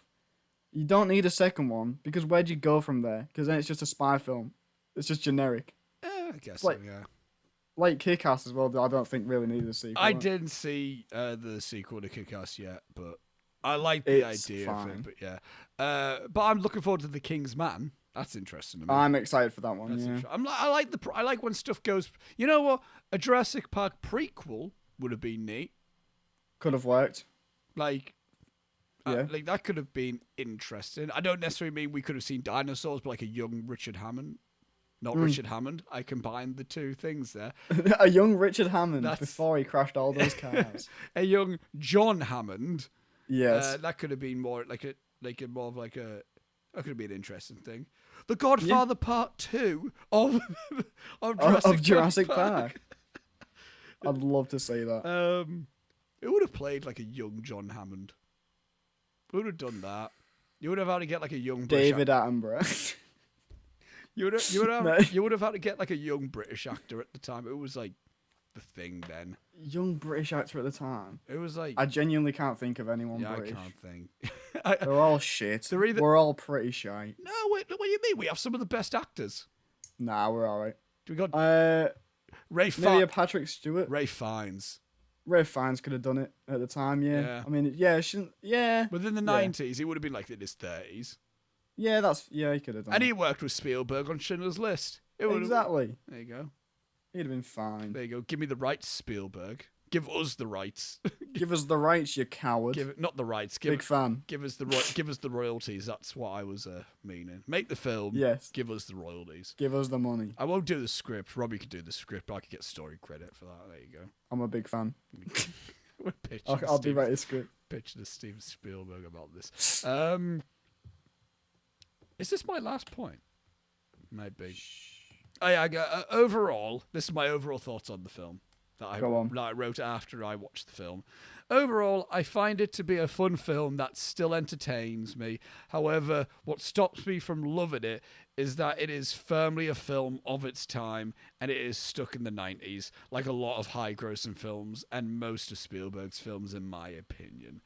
Heresy. And that's my thing. I think Steven Spielberg is a great filmmaker of the time that he makes a film. I personally think that Jaws fits well as a nice campy 70s thriller.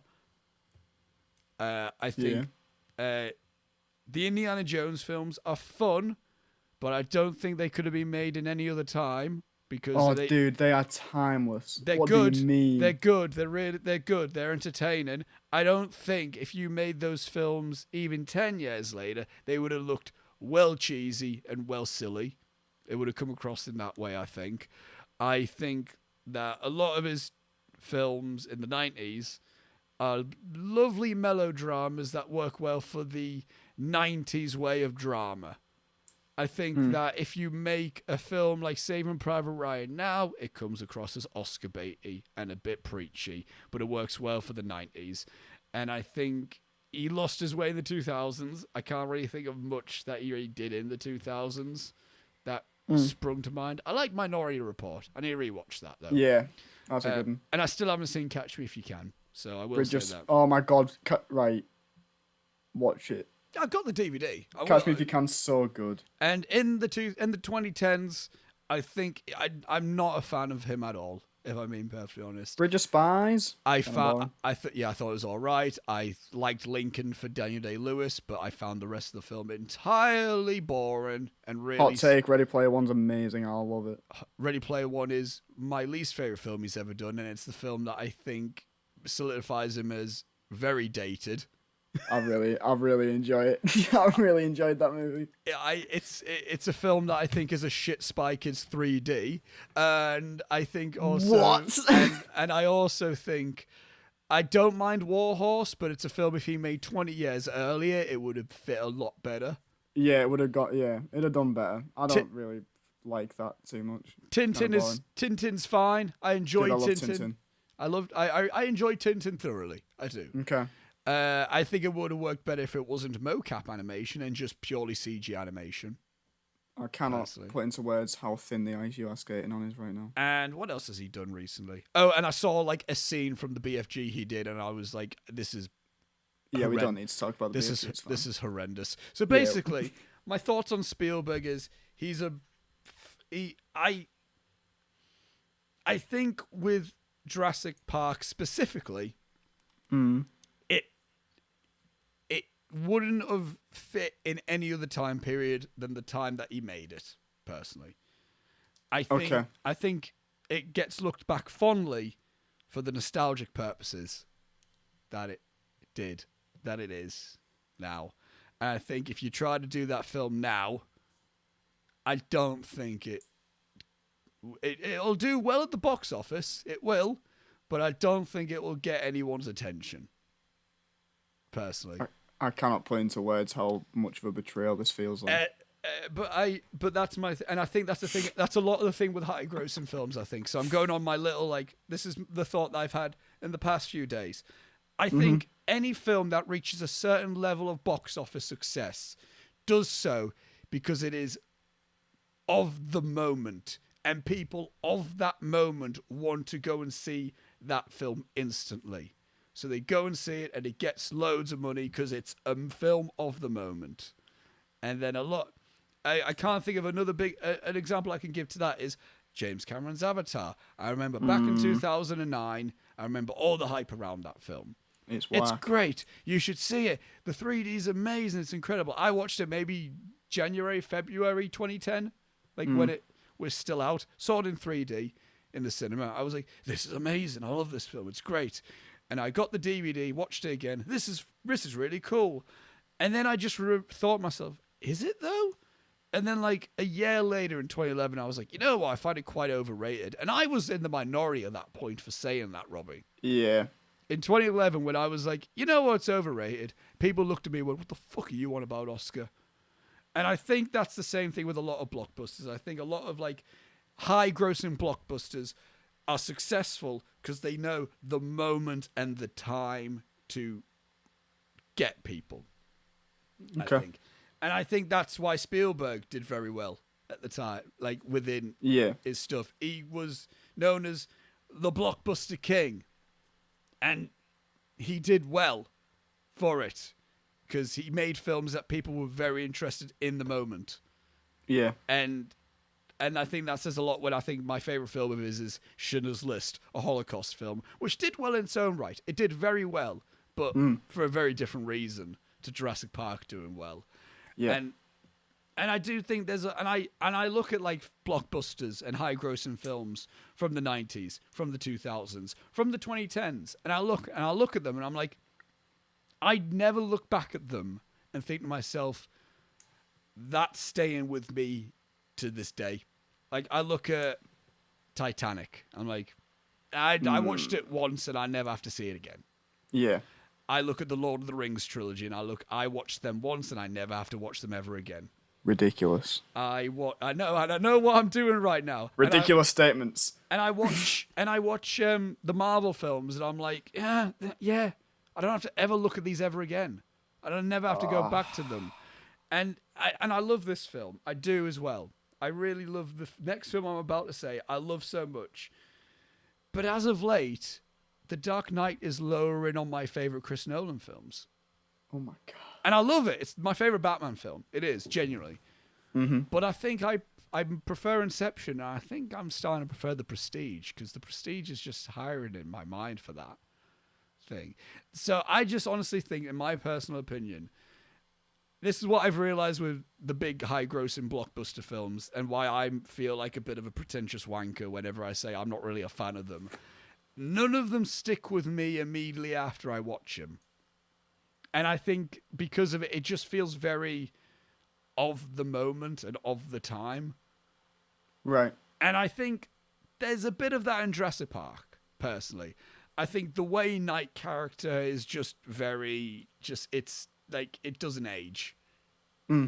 I think, again, the representation of Hacken is quite, all right, that's reminding me it's a 90s flick.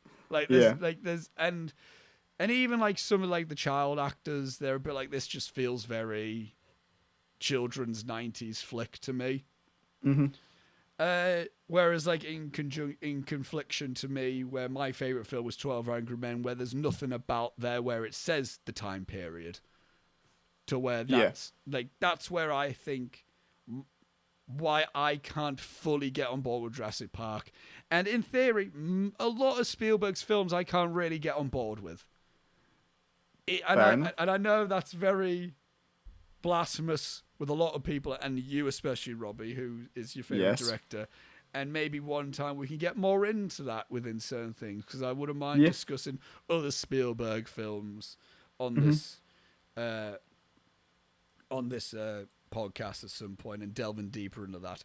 But I do think there's an interesting thing to look at in terms of like the highest grossing, high grossing films and how well they age, I think. Yeah. Because again, and there's a lot of films that I love that didn't do well at the box office. And it's like, but yet they grow in appreciation. Like, I mean, I'm a huge Pulp Fiction fan, and that didn't really do well at the box office. I'm a huge, as we said last week, 12 Angry Men's my favorite film, and that fucking sucked at the box office. Yeah. Oh, it tanked. Yeah, so I there's an interesting thing to look into, and I think we can look deeper into that at another time, really. But fair enough. That's my that's all my notes I have on Jurassic Park. Again, I find it a very fun film. I'm not bored by the film at all. Yeah. I can never grasp onto it as a film that I love. And again, I think a big part of it is because I'm not a sciencey person. I'm just never am. Like, that's the equivalent of like showing someone who doesn't have any interest in music and being like, watch Whiplash.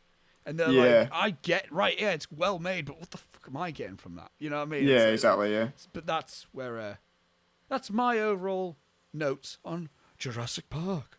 Fair enough.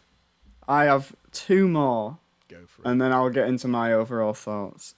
First one, how did the T-Rex get in? How did it get there? Where's the hole? Where's the giant fucking hole that he burst It just kind of appears and you're like, oh, okay. Just come in through the front door then, or... I like to think he like had to like duck down. Yeah, there's like little claws, the thingies, like his little weird hands on the little door, and he opens it up. Also, raptors can open doors, I guess. Oh yeah, that was the thing that was said. Yeah. Yeah, I enjoy that. Yeah. Then this is, I think, one of the reasons why it sticks out to me as just kind of, it's lovely, and I think they don't make blockbusters like this anymore. With the shot at the end of the amber in John Hammond's cane. Yeah. I think in this movie it's very obviously placed there as it's John Hammond thinking about what he's done and he's upset, and it's a character moment and it's symbolic and all that kind of stuff. And I thought to myself, if that was like the second to last shot in a modern blockbuster, the music would be like duh, duh, duh, sort of thing. And it'd be like setting up for a sequel and being like, oh, there's still amber and there's still one of those mosquitoes is still in John Hammond's cane, and they'll be able to use it in the sequel and make more dinosaurs or whatever. Oh, no, yeah, you know that. And it's exactly what it'd be nowadays. But, you know, I think I understand where you're coming from in terms of not enjoying blockbusters, because, you know, they don't usually... there are a lot of fluff, and they're not saying anything new. And I want to say, and I want to say one thing. I'm very well aware that that's a very, that sounds like I'm being very snobbish about it. And I always feel like I have to clarify myself, because I've done this before when I've said I just don't like I've outright said to Lewis at one point, like, I'm just not a fan of like big mainstream films. And then Lewis goes like, you fucking pretentious wank. I'm like, I realize how it sounds, but how I want to clarify, and I'll let you like retort there. Film is an emotional thing for me, in the sense of like, I judge a film on how it emotionally makes me feel, and then I look deeper into why did I feel that way about it. Yeah. I don't get that from most blockbusters. There's exceptions. Again, Dark Knight, fucking love that film. X-Men First Class, Days of Future Past, there's an emotional thing that resonates with me in that film. And even not a massive big budget thing, but yeah, summer blockbuster, Baby Driver. I fucking love that film. Yes. Like, and that and that's where I am at with it. I'm not. There's just something about crowd pleasing films that are made to please a wide range of people that just doesn't resonate anything with me, and I can't help that. I'm not saying it because I want to be a pretentious wanker who's like, nah, don't you like the films from the 1940s from Jacques Bleu or anything like that? Like, Stanley Kubrick was better before he made A Clockwork Orange, which I don't think that, but you know what I mean. Like, I'm not one of these. It's just how films make me feel. That's where I am with it. Like, I don't say it to be like, to push my wanky film views. It's just how I feel about films. I can vouch for him. He's a good lad. I can vouch for him quite well. He's a good lad. We may disagree on a lot, Robbie, but there you go. There's a blockbuster I just thought of. Mad Max Fury Road. Flat out adore that film. God, it's good, yeah. That is excellent. That just gives a feeling to me. Yeah. But so does a film like A Ghost Story gives a feeling to me. Yeah. That's why I am with those films. That's why I like... There you go. I rambled a bit too much, but that's where my point is with those. I mean, my overall thoughts would be, you know, this obviously is one of my favourite films of all time. Yeah. And Spielberg is my favourite director of all time. One of. You know, he's up there with, you know, Sam Raimi and God, I'm excited for Doctor Strange 2, but we don't need to talk about it. But I think what it was for me, and what it's always been, is the way that he can capture the imagination of a child. And I think I was subjected to that as a kid. I saw all of his movies. Indiana Jones, I was obsessed with for a long time. I've still got a hat. It's on the top of my wardrobe. I'm a very big fan of Indiana Jones. He was involved somewhat in Star Wars and things like that. He was a producer on Gremlins, another one of my favourite movies. Back to the Future, he produced that. Back to the Future, he produced. Goonies, he produced. A lot of it, like, a lot of the things that build up my childhood with those movies. And I think it's very much where my love of film began. So where, you know, we'll very much differ on our views of blockbusters, because I've been accustomed to them and how they make me feel, and they always have that feeling of nostalgia and a feeling of, oh, this is why I love movies, because it just makes me excited. Yeah. But I mean, I can, and then at the same time, I can appreciate a nice little character drama that makes you think about, you know, genuine real world issues that actually matter and things. But every now and again, I just love a smashy blow up thing. I like it, you know, and I think I think the Marvel movies in particular are something that to me I'm quite big on. Because for them specifically, it's because to me, I mean, back in the 70s and 80s, you know, kids growing up and stuff, they had Star Wars, and this is that's our generation. Star Wars is how I see it. The Marvel movies are our Star Wars, but you know, they're not for everyone, and I think not everything is for everyone. No, really. And I think like I think honestly, if I watch Spielberg younger, I may be talking completely different right now. Exactly, yeah. And I think that's where and I'm not saying like, oh, people are jaded because they watched him and they got rose-tinted glasses for him. I'm saying that more so as like your appreciation starts early, because I remember being younger and just hearing Spielberg's name as opposed to seeing his films. And hearing people go like, he's the first director that I remember hearing about. Yeah. So then, of course, when I finally watched one of his films, like, all right then, Steven, let's see what you got then. Yeah. And I think the first Spielberg film I saw, like, that he directed, was probably Hook. But again, as we said, I didn't watch it because Steven Spielberg. I watched it because I loved Pirates as a kid, and I liked Pirates as a kid. I liked Peter Pan, and I loved Robin Williams. That was what that was for me. Yeah, exactly. But I think probably aside from that, I think it must have been like Saving Private Ryan in English. Right, yeah, okay. So I think I was first exposed to more of his serious stuff than I was his like fantastical stuff. But again, in terms of like the films that when I was younger, what I attached to, the first film that I remember watching as a kid was Fantasia. And I remember that just being the birth of my imagination. I remember, and I think that, thinking back, I think that says a lot in the sense of like, I remember being just amazed at like this kind of like quite orchestrated music mixed with these very experimental visuals that were being showed. And like and I watched a lot of Disney as a kid, but I remember I love that film. Fantasia. I loved The Fox and the Hound. That was a film that I adored. I felt that, and that was just two mates and their emotional restraint that they couldn't necessarily, like, the law of nature said they couldn't be friends.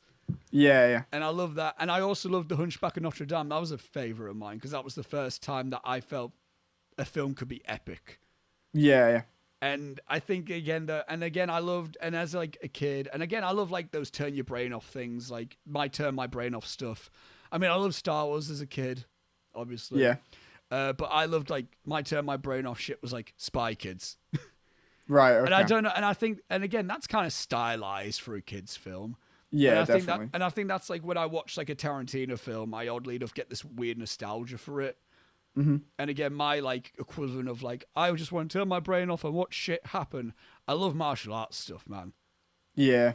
The Raid films, that's my shit. That's my like, I just want to see cool shit happen. Yeah. And because I loved watching anime, I love watching like the fun action from that. I mean, I'm a wrestling fan. I like watching combat. So I think, again, everyone has their version of, let me just watch some fun stuff happen. Most people's is just this big, grand special effects level stuff. Mm-hmm. To me, that's not impressive for me personally. My impressive stuff is like, I like to see two dudes just go out and fight. Yeah. And that's what I like the most about it. And again, as we said, everyone has their thing about what makes them entertained. Everyone has their thing that brings them back to their childhood. Yeah. And to a lot of people, that's Spielberg, and I can appreciate that. And again, I think the closest thing is Hook. When I watch scenes from that, a big example of that is like we had Hook on. It was closely after Robin Williams's death, and I remember we had it on, and my niece was round at the time. She must have been about when did he die? He died in 2014, didn't he? Yeah, I think so. I know it wouldn't have been close. I don't know. She would have been close to 3 at this point, my niece. And there was, so she was toddling about. She was. Yeah. And there was a point where, and there's certain things, I always look at her whenever we have a film on and how she reacts to it. Because this is the first time I've seen an infant, like exploring films when she doesn't realize it. And like, I noticed she likes musical stuff. Like I know, like we had Mary Poppins on at one point, and she's kind of like just walking about when they're just normal, but then when music happens, she just stops and watches. Yeah, and she kind of like just taps her foot a bit. The moment with that I saw of her is we had Hook on, and the moment where we first see like Neverland type of thing. Yeah, it's that big practical set of like the ship and that. She just stopped and watched it. Yeah. And then I was like, I think Spielberg knows how to do that stuff very well. Oh, definitely. And another example, I got the photo on my phone somewhere. We were around my uncle's house at one point for like a Christmas get together thing. And Raiders of the Lost Ark was just on the telly. And I got a photo of her just kind of, I think it was the fight scene in the car, like when he's hanging from the, and he's like scraping on the floor and stuff. And there's the thing I've got is she's laid on the floor on her stomach like this, just watching. And I'm like, this is like, I'm seeing this right now of like, she's like, wow, I can't believe this. Yeah. And I think Spielberg, again, he knows how to do that stuff. And again, I'm not saying like I'm completely detached with him. Hook was a big part of my childhood. Who Framed Roger Rabbit, which he produced, which I was well into. And I think with Jurassic Park, it's another big example of like he can capture so many people's imagination. Oh God, yeah. And It's just example, you're living proof of it, Robbie. I'm living evidence that Steven Spielberg can change children's minds. Yes. And change their lives for a bit, which he very much did for me. Which I'll always be grateful for. Exactly. Cheers, Steve. And there you go. And we'll move on from that to some trivia. Yes. If you have any more to add, Robbie, that I didn't say, Cool. go for I'll it. put some in. I also want to say this. I had to stop at one point because the IMDb trivia is ridiculous. It's so long. Oh, really? But a lot of it is scientific-y things, and I was like, I'm not going to fucking talk about Yeah, that. don't bother with that. Bollocks. No one cares. First bit of trivia. This movie and the book generated so much interest in dinosaurs that the study of paleontology has had a record increase in students. Again, right Brilliant. there, on about it. That was nearly me. We on about, we said like last week about like how 12 Angry Men, how some like a lot of people were inspired to go to law from that film, and how I said like I always, you know, when a film's great when it can influence people into something else aside from film. Yeah. Like if you go in a film from a film, great, but like a lot of people get their start in professions because they watch a film and they go, that's cool, I want to do that, and they go into that. Like that's why I think fiction's a big thing. Like because you're changing lives, not just from like a filmmaker point of view, but you could watch a film and be like, that's interesting, I want to learn more about that topic. Yeah. And then there's some people who are like, I would just want to make films about that. Me, for example. Did you know I wanted to be a chef for the longest time because SpongeBob was? Brilliant. Of course you did. That's genuinely a thing I thought Excellent about doing. stuff. Genuinely, I was like, SpongeBob's mint. I want to do that. And so, Fuck's sake. almost changed my life, but you know that didn't quite happen. Not quite. I also slightly had an interest in maybe going into. This was a very small percentage of me where it's like when I watched Sherlock Holmes, I was like, detective work seems pretty neat. I'm like, yeah, but I'm not gonna be. I'm not that intelligent. Yeah, because the world isn't that exciting. No, I'm not gonna get in slow-mo fights. No, exactly. I'll just make a film that does that. Yeah. Be cooler. The Tyrannosaurus's roars were a combination of dog, penguin, tiger, alligator, and elephant sounds. What a combo. You love it. Michael Crichton intended John Hammond to be a dark Walt Disney. You can see that. And I mean, there's an exact reference to Disney World in the movie. Yeah. And then let me just... I was going to be an absolute tit and be like, some say Walt Disney is already dark on his own. Ooh. What am I saying? I've got a framed picture of the bloke on my wall. I need change. Have you really? Yeah, the wall needs change, to be fair. I need like new posters and shit on my wall, but I need to take that down. Since I've kind of been anti-Disney lately. Yeah. And by lately, I mean the past 5 years. Fair enough. I'm just waiting for him to buy Sony. That's all I want. Not anti-Disney, that's not true. I like Zootropolis. Fair enough. It's a good film. Pixar's It's good. pretty good. Pixar's good as well. Right. When Hurricane Iniki, I believe that's it. When Hurricane Iniki hit, the cast and crew were all required to move into the ballroom of the hotel in which they were staying. Sir Richard Attenborough, however, stayed in his hotel room and slept through the entire event. When asked how he could possibly have done this, Attenborough replied, "My dear boy, I survived the Blitz." What a legend. A legend in our midst. That is amazing. Universal Pictures paid Michael Crichton $2 million for the rights to his novel before it was even published. Jesus. Imagine that. Like immediately being like, oh, I want that now. Yeah, go on then, mate. Because they're right. At around 25 minutes, the Mr. DNA cartoon was Steven Spielberg's way of condensing much of the novel's exposition in a few minutes. Yeah. I haven't read the book, so I don't know like how much of it is in there. There's a lot of that. There's a lot of that stuff. Would it have just been a lot of like people just talking about a thing? Yeah.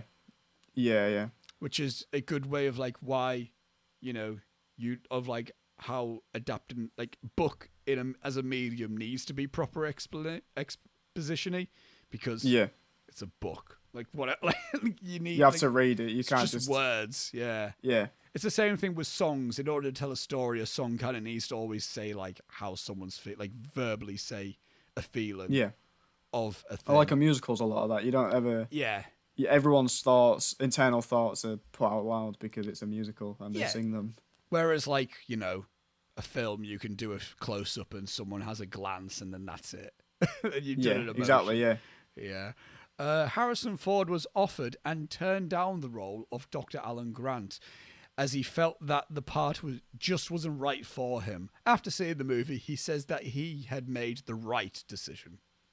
I would agree. I knew about this, and he would just be Indiana Jones again. But I was going to say dinosaurs. He would be a bit too superhero-y, I think. Yeah, well, I think just the character itself of him, you know, even like the hat that he wears down to the costume, it's just Indiana Jones again. It would have been, yeah. But he's just a bit dinosaur-y more than archaeology. I think that's a good point of the film as well. Like, the film doesn't necessarily have a star. It's like the star is like, it's Jurassic Park. Yeah, exactly. It's not like Sam Neill isn't the biggest name in the world. Yeah, it's not like Harrison Ford in Jurassic Park. Yeah. It's like Jurassic Park starring Sam Neill, Lord, and Richard. You know, it's like that type of stuff. Which a lot of films kind of do. They kind of like, you know. Yeah, even the supporting cast wasn't like huge. Yeah, they're not big names. I mean, Sam Jackson wasn't a big name at the time. Wait till a year later when he did Pulp Fiction, which is his best fucking role. Yes. I don't know. He does a lot of good shit in Tarantino. I'm not sure how I'd say that's his best. I can't remember. Yeah, you like him in Jackie Brown a bit. He's pretty good. He's good in Jackie Brown. Hateful Eight. He's really good in. Oh yeah, he's. Django. I'm just listing that shit anyway. Director Steven Spielberg oversaw the... Oh, God, excuse me. Jesus. Was that dry and persistent, Oscar? Are you okay? I'm fine. Good. Director Steven Spielberg oversaw the production of this movie via video link while in Poland filming Schindler's List. He later called it one of the hardest times in his life as a filmmaker, and it took such an emotional toll on him that his enthusiasm for this movie had almost waned.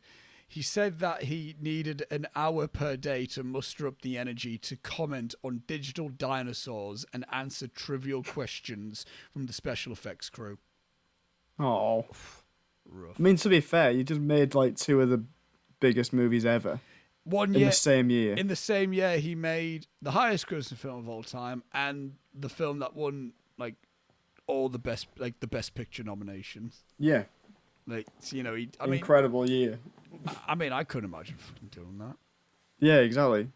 Doing like a lunatic. Doing a highly innovative technical film the same year you're doing this heavy 3-hour Holocaust film. Yeah. Doesn't sound fun. Doesn't sound like a fun time. It's pretty great. Well done, mate. Ariana Richards' audition consisted of standing in front of a camera and screaming wildly. Steven Spielberg wanted to see how she could show fear. Richards remembers, quote, "I heard later on that Steven had watched a few girls on tape that day, and I was the only one who ended up waking his sleeping wife off the couch as she came running through the hallway to see if the kids were all right." That's great. I guess at that point, it's like, yeah, she shows terror well. Okay, then. Yeah, she should be pretty good. Yeah. Do you know what I haven't seen? I forgot the kid's name. The actor's name. I haven't seen the audition tape for E.T. I've heard that's really good. Yeah. I haven't seen that. I forgot his name. I've heard the same thing, yeah. It's the lad who played... he's in Mike Flanagan's films lately. He was in Gerald's Game, and he was in... he played Jack in Doctor Sleep. Oh. That's him, yeah. Oh, right, okay. Yeah. So he's still about. He's still doing shit. I think I didn't know that at all. He might have been in Haunting of Hill House. I don't know. Mike Flanagan likes to use a bit of regulars in his stuff. In the shooting script, it was written that during the T-Rex's escape at around an hour and 7 minutes, Malcolm would simply get out of the SUV and run away, much as Gennaro had done moments before. In fact, this is how Malcolm behaves in the scene as written in the book. When the time came to film the scene, it was Jeff Goldblum's idea to make his flight more heroic by having him distract the T-Rex so Grant could save the children. I like that better. Yeah, but he still looks like an idiot because Yeah. Alan had made the T-Rex go away anyway. Oh, yeah. But, and also, I don't know if it's in the trivia at all, but Ian Malcolm dies in the book. It's not in the trivia. Don't know that. Yeah, he straight up pegs it in the book. He doesn't just break his leg like he does in the movie. Yeah. Yeah, he straight up dies. No, I like that bit more because he's already established early on. It's like he likes kids, so he's trying to make sure that they're okay. It doesn't. Yeah, it does make sense. Okay. James Cameron has stated that he wanted to make this movie, but the rights were bought a few hours before he could bid. Upon seeing this movie, Cameron realized that Spielberg was the better choice to direct it, as his version would be much more violent, basically aliens with dinosaurs, which wouldn't have been fair to children who relate to dinosaurs. The visual effects were directly influenced by Cameron's Terminator 2 Judgment Day as well. Yeah, you can see the influence of James Cameron in it through the special effects and things, but I think Spielberg is a much... I can't see James Cameron capturing the magic of when they first get to Jurassic Park and all those kind of reveals and stuff as well as Spielberg does. No, I agree. No way. I agree with that. I love Aliens as well, though. Aliens. Oh god, yeah. Brilliant. But I again, love T2. T2 is my favorite James Cameron film. Flat out. Yeah. Absolutely love it. Definitely. This was Richard Attenborough's first acting role since The Human Factor 14 years earlier.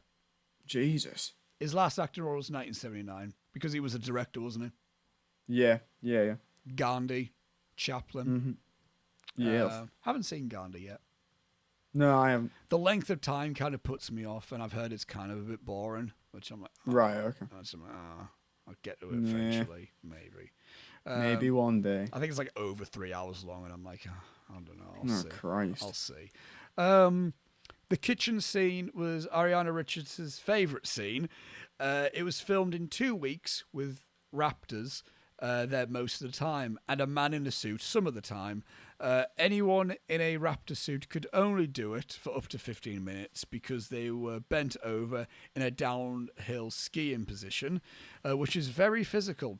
The raptor clicking its tonsils was done with a puppeteer walking on raptor legs. I love that shit. That's brilliant. Man, anything with like puppets and shit, you're going to get me well into it. Yeah. It's just fun stuff. Steven Spielberg delayed the beginning of filming by several weeks to get the cast he wanted. First, he allowed Richard Attenborough to finish post-production on Chaplin before committing to this movie. He also waited until Sam Neill could finish filming Family Pictures. Neill ended up only having a weekend off before finishing that movie and starting this one. Huh. Jesus. Yeah. Good on him. Good actor.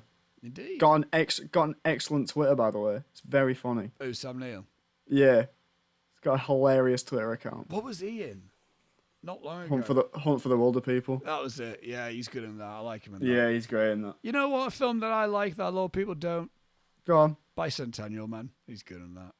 Haven't seen that. Robin Williams. People go, oh, Robin Williams is creepy as a robot. Shut up, he's charming. He's charming. Leave him alone. He's a charming robot. Anyway. That's like proper like 90s melodrama, but it's, it's got like nice stuff in it. No, right. After directing Hook, Steven Spielberg wanted immediately to film Schindler's List. Sid Sheinberg greenlit the film on the condition that Spielberg makes Jurassic Park first. Ah. So that's interesting. Yeah. So why did he... Oh, well, I guess money quicker, I guess. Yeah. So in relation to Coppola, this Jurassic Park was The Godfather 2 to Schindler's List, The Conversation. in that sense. Yeah, I guess, yeah. How Coppola wanted would do Godfather 2 if only he could do conversation. Spielberg would only do Jurassic Park if he could do Schindler's List. Yeah, Which is fair nice. enough. Schindler's List, I think, was like his first like foray into like heavy drama as well. Yeah, because that'll have been before Empire of the Sun? After, I think, actually. After, right, okay. I haven't seen Empire of the Sun yet. Yeah. No, it's really good. Yeah. I enjoy that movie a lot. I'm a big Christian Bale fan, so Yeah. I do want to give that a go. Before Steven Spielberg decided to use animatronic dinosaurs and computer graphics imagery, he wanted to use stop-motion animation for the dinosaur effects and had Phil Tippett put together a short demo of the kitchen scene using claymation dinosaurs, and Barbie dolls was substitute for the actors. Yeah. That's interesting. But that's why they ended up going with CG in the end, is because they watched the stop motion and he was like, it's too riggedy. Yeah. I want it to be smoother, and so that's why they got rid of the stop motion. Which, yeah. I think it would have dated it a lot more, even though it would have probably been a lot more charming, maybe. I agree with that, because again, is it Ray Harryhausen, the stop motion guy? Yeah. Like you watch Jason and the Argonauts, and you're like, "Oh, that looks cool," but it's still dated. Isn't yeah. it? I mean, I love stop motion with all my heart. It's one of my favorite things. But It's my favorite animated film is stop motion. Yeah, same. Actually, yeah. What's your fave? Well, it's a short, but Wallace and Gromit in the Wrong Trousers. That's I love fair. it with all my heart. That's good. That's a good one. I mean, stop motion was my first forte into filmmaking. Fun fact. I remember I used to make my own episodes of Doctor Who with my action figures. I remember being younger and trying to do claymation stuff and failing miserably. Yeah. I was like, God damn it, I'm not going to do this anymore. So instead, I just kept with the tape, my mum's videotape camera, and just like filmed. Oh, right, yeah. I did some daft stuff. I'm very curious if that's still about somewhere, to see if you can see my very first film that I ever made. Yeah, which is I want to find my first stop motion ones. My old ones. I did a multi-doctor Matt Smith meets David Tennant one before they did it in the show. So really? Put that out there. You owe me some money, BBC. I made it first. Sean Connery was offered the role of John Hammond based on his performance as Professor Henry Jones Sr. in Indiana Jones and the Last Crusade, and he turned it down. I think it'd been very good. Yeah, but Sean Connery went through a weird phase where he was like, if I'm not the lead role, then I'm not doing this film. Yeah, he went through his weird, I'm going to do League of Extraordinary Gentlemen. Yeah, that's why he did that, because he's like, well, I'm the lead. Okay, I'll do that. It's like, Sean, you're not leading man anymore. It's a bad film, Sean. Don't do it. It wasn't good. He didn't want to do The Matrix because he wasn't going to be Neo. Yeah. He didn't want to do Lord of the Rings because he didn't understand the script. That's what I was going to say. Yeah, and he didn't do it. I don't get it. I'm like, fair.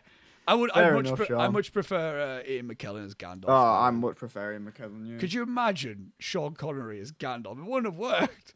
No, it wouldn't at all. You shall not pass. Yeah. You shall not pass. There's my impression of the week. We didn't even do a Goblin one. I know. I teased it last week, and we throw Sean Connery in there. Jesus, we're keeping the people on their toes. There you go. Anyway, here's another casting thing. Speaking of Ian Malcolm, I wonder if you know this, Robbie. Go on. Jim Carrey was considered for the role of Ian Malcolm. I did know that. Yeah, and I hate it. I hate it so much. It's not because you can see Ian Malcolm's lines and how he does it, and you can see how Jim Carrey would have done it.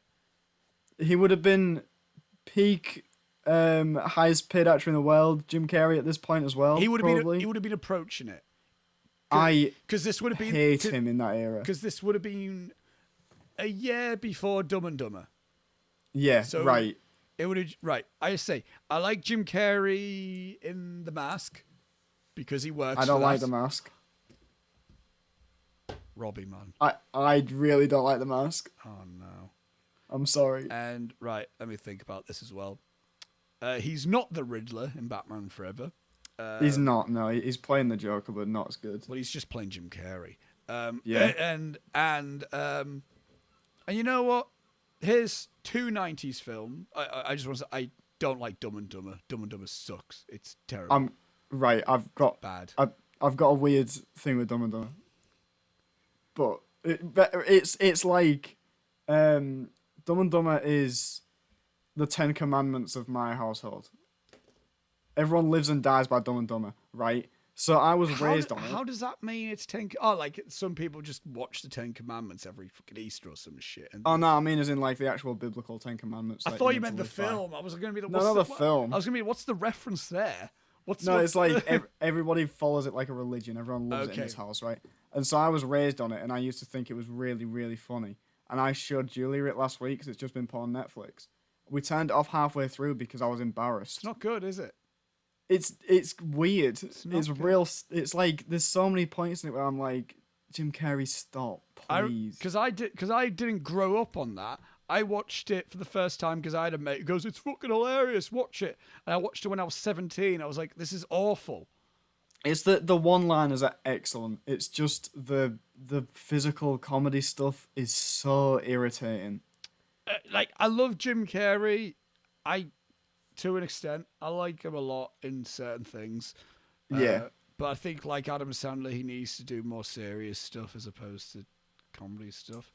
I think my favourite from that era of Jim Carrey would probably be Liar Liar. Never seen it. I really like Liar Liar. It's a good one. Oh, I don't mind Yes Man, but that's from like 2008. Oh, okay. Yeah, that's not a bad one. That one's all right. But anyway, my two favourite 90s Jim Carrey films aren't even really comedies. It's Man on the Moon and Truman Show. Oh, Truman Show's incredible. I've only seen it once, and I need to rewatch it. I love that film so much. You'll like Eternal Sunshine then, Robbie. That's what I'm going to say. Yeah, I was going to watch it with Julia, but then I know that it's real sad and about breakups and stuff, and I thought, you know what? Probably not. I mean, get through it. Just watch it. Yeah, but I'm saying this as someone who's single. and be like, I feel like it'd bring the mood down, though, you know? Well, then, you watch that, and then you go to Last Airbender again. Fair. Just do that. We do enjoy a bit of Last Airbender. There you go. It'll be fun. Anyway, Jim Carrey was going to be an Ian Malcolm, and fine well, you could see how he would have read those lines. You could see it. I don't want it. At all. I don't want that. That is one big pile of shit. You know what I mean? Oh, God, yeah. I mean, that's another impression. Yeah, there you go. Jim Carrey. We've done it. We've done two. That wasn't a good Jim Carrey impression, though. It's not. No. Like my fucking, what was it? Sean Connery impression was good. That was better. That one was alright. It was not too bad. You kind of just have to, make it like you're just constantly saying, shh. Sean Connery. Sean Connery. I reviewed all the Bond films at one point, so I watched a lot of Sean Connery. So, oh, my Christ. Yeah. That was a tough one. No, they're good. No. The best Sean Connery film, in my opinion, is You Only Live Twice. Controversial comment. No. Ooh. Goldfinger's good as well, though. But You Only Live Twice, man. It's a Bruce Lee film, but with James Bond, you can't go wrong with it. You love to see it. Anyway, the last 2 points of trivia. Yes. It was while supervising post-production on this movie that George Lucas decided that technology was good enough to begin work on the Star Wars prequels. Boy, was he wrong. It should just say in brackets underneath that bit of trivia, what an idiot. It's just like... He just walks in and he's like, "Oh yeah, Steven, this looks good. Yeah, this is really good. Oh, maybe Jar Jar, actually. That maybe Jar Jar. Maybe I'll start adding dumb shit to the original ones." He looked at the Velociraptors and be like, "Oh, maybe if they had ears and they spoke, maybe that would be an idea." Misa Lanky, he says. Steve's as he leaves. Steven goes, "What was that, George?" "No, don't worry about it, Steve." Steven turns around. "What was that, George?" "McClunky," and then he leaves. He goes, "McClunky? What was that?" What are you talking about, McClunky? It's not even a word, George. Oh yeah. Don't worry about it. You'll understand. It's like, will I? Will I though, George? Or will you just put it in randomly to Disney Plus with no explanation? I love McClunky, by the way. So this is another. We're going off on a lot of tangents on this episode, but I fucking love McClunky because it's so obvious that it's just George Lucas going, I fucked with it enough. I might as well do it again because it's funny. Oh, I'm in the same boat as you. I'm like, yeah, keep doing it. Just do more. Yeah. Come on, bring it on, George. What else have you again, got? everyone lost their minds over it again, and I'm thinking like that's so funny to me because he's clearly doing it on purpose now. Well, I'm the guy who says the controversial opinions of, you know what, the edits aren't, they're not that bad for you. Nah, They're not there's gonna, like weird like dinosaur things that walk in front of the camera where you're like, why have you done that? yeah, but you can get past them. They're not like they don't change the actual story. It's like I remember when because I got the Blu-ray box set of them when everyone freaked the fuck out over what was it? It was someone else. Oh, it's when he went no as he as he threw Palpatine down the shaft or whatever it is. I forgot. Where he definitely died. Fuck you, JJ. He fell down a big hole, was vaporized, and then the big hole that he fell down blew up. Again, watch the episode where Robbie was on Amber Roland to hear more of our thoughts on those. But, but what was I even saying? Oh, I'm just like, you know what? Because I watched like Empire Strikes Back one time on the Blu-ray set. I'm like, you know what? I could get past the changes because it's, whatever. Like, I know what it is. It's not changing. It's not like they cut a scene. Oh, no. I mean, the Jabba one in the first one's kind of irritating. Nah, whatever. Yeah. But, meh, who cares? But yeah, anyway. Is what I would say. The Star Wars edits aren't... They're not killing your life. Calm down. Yeah. Everyone calm down. Final bit of trivia. At around 1 hour and 7 minutes, here's the thing. Here we go, Robbie. This is a nice little link to everything else. Go on. Gennaro's Hail Mary before being killed was an idea Martin Ferraro stole from The Godfather Part 2. Oh my god, we have a link to John. Another addition to that is another idea he had that didn't make it in was he wanted Gennaro to spray the T-Rex's face with pepper spray. You can see it's hooked on his belt. Steven Spielberg thought it was an interesting idea, but said no to it. That's not the thing that we need to talk about. We got John Cazale reference in Jurassic Park. We got another reference. I thought you were going to say another one that he wanted to do was to look at it and go, "You're breaking my heart, T-Rex." He wanted to go to Wyoming. Yeah. We didn't even talk about that in any of our notes. That guy gets eaten off the toilet and it's very funny. Oh, it's brilliant. I love that scene. It's very enjoyable. Imagine if that's how like Fredo went. It's just like he's saying the Hail Mary, then all of a sudden a fucking dinosaur comes out of nowhere. A mosasaur jumps out of the water and gets him. Michael just watches it like, yeah. He's like he does a little nod. Yeah, he does a little nod. He's like, does that mean that John Cazale's been referenced in every single one that we have? Oh, he wasn't in Serpico. God damn it. His spirit. That's 12 Angry Men. His spirit was, though. His spirit was. Well, 8 out of 10 ain't bad. We talked about John Cazale in 12 Angry Men because I said how mint would it have been if they did a 70s adaptation of that film and John Cazale was in there. Oh, yeah. Yeah. Yeah. It's just not in Serpico. There you go. Just not in Serpico. Just not in Serpico. 9 out of 10 ain't bad, John. And Apocalypse Now. Happy birthday. He didn't mention Apocalypse Now. Oh, yeah. He feels like he's been mentioned in all of them, though, doesn't he? Yeah, he really does. He does feel like the heart of this podcast, even though he really feels like an overwatching spirit, just kind of like, you're the best guy. Just and I'll be like, cheers, John. Thank you, John. Happy birthday. Happy birthday. Happy 85th. Oh, right. And that was trivia. Do you have any more additional interesting things that you want to say that I might not know?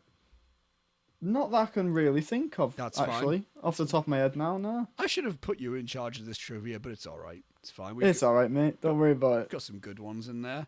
Yeah. And let's move on, Robbie. Go on. To some negative Letterboxd reviews. I'm right. Okay. I need a knife. Ready. Right. So let's do it. What was last week's best? What was last week's comment again? Oh, wasn't it? I can't remember now. I can't remember at all. Anyway, God, my brain's fried. No, same. Too much jungle, and I thought this was going to be good, but it turned out to be a piece of shit. I think those are some. Those are the good ones. Those are the high quality ones. I know last week. We had one that gave us. Oh, I know what it was. Was it the one where they're like, "I'll just watch Notting Hill instead"? Oh yeah, and then you went on their account and their favorite movie was just Notting Hill. Yeah, that was a good one. Brilliant. I enjoyed that. Right. Also, Blue God, didn't see you last week. Hopefully we'll see you again. Yeah, Blue God. Anyway. He It doesn't even know that we even talk about it. No, it's a good point. He has no idea that we exist, but it's funny to pretend like he does. Yeah. Right, let's go. All these half a star. All these are half a star reviews. Right, okay, let's do it. Half a star. Spielberg sucks. I'd rather visit an amusement park. Wrong. Incorrect. No, you wouldn't. Move along. Moving on. Half a stars. Dinosaurs are not real. Fuck this movie. Yes, what? What's the comment? There's one comment. Go on. Dinosaurs are real, you cuck. That's... I mean, he's right. Dinosaurs are real, you fucking idiot. Right, okay. What? You God, I love that word as an insult to people. You cook. You cook. Jesus Christ. Right, okay. Half a star. I mean, it's all right, but overrated as fuck in my opinion. That's not half a star review. To which I would say, I wish you expanded. Yeah, that's like a 2.5 stars. Like, if you asked me, like, 5 years ago, I would have agreed, but I would have, like, that comment, yeah.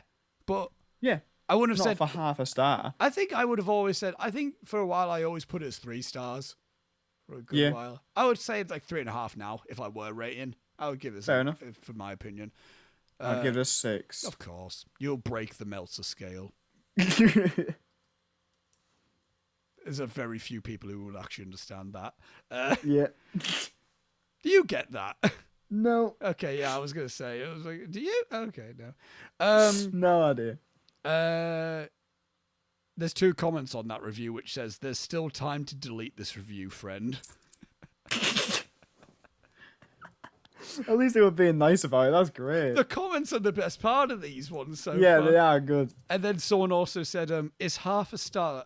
Is it half star level overrated though? Basically saying, No. Is it really? Is overrated meaning a half a star? No, it doesn't. If anything's overrated, I would never say it's like a terrible film. I would just say it's like, why the fuck is so many people like into this? Yeah, exactly. But like, if something's truly terrible, it's never like, no one's ever like, this isn't amazing. Yeah. But yeah.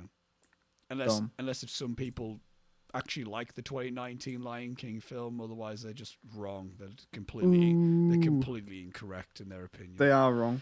That's got to be the weirdest cinema experience of my life. I saw that in Thailand. Wait, and what? it was yeah, I saw it in Thailand when I was there, and it was like the Prince of Thailand's birthday or something. Oh no, it was the King of Thailand's birthday. Right. And it came up as a thing before the film started, saying, "Please rise to appreciate your king" or whatever, and everyone stood up. Wait, and what? And then it just like played some weird music, and there was like a slideshow of like photos of the king doing cool stuff. And me, Tom, and Leo were just looking around like, "What the fuck is happening?" It's like, is this a thing that they do before every single film? And then we realized it was the king's birthday afterwards.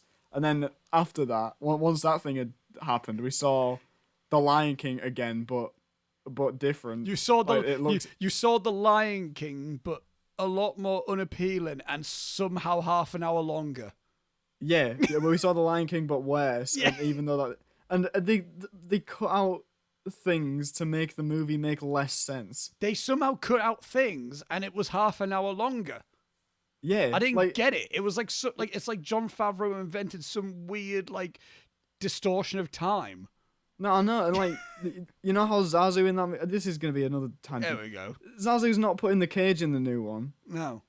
But he was there when Scar killed Mufasa, so why don't you just fly off and tell everyone? I hate that film. What's he doing? Remember when we were outside waiting for the production meeting and I mentioned that I hate this film and Jack just started laughing. He was like, I did not expect you to have that much hate for that film. It's the worst. And Nyla's all like, I'm leaving the prize. And Zazu's like, why? And she's like, I'm going to go and find some help.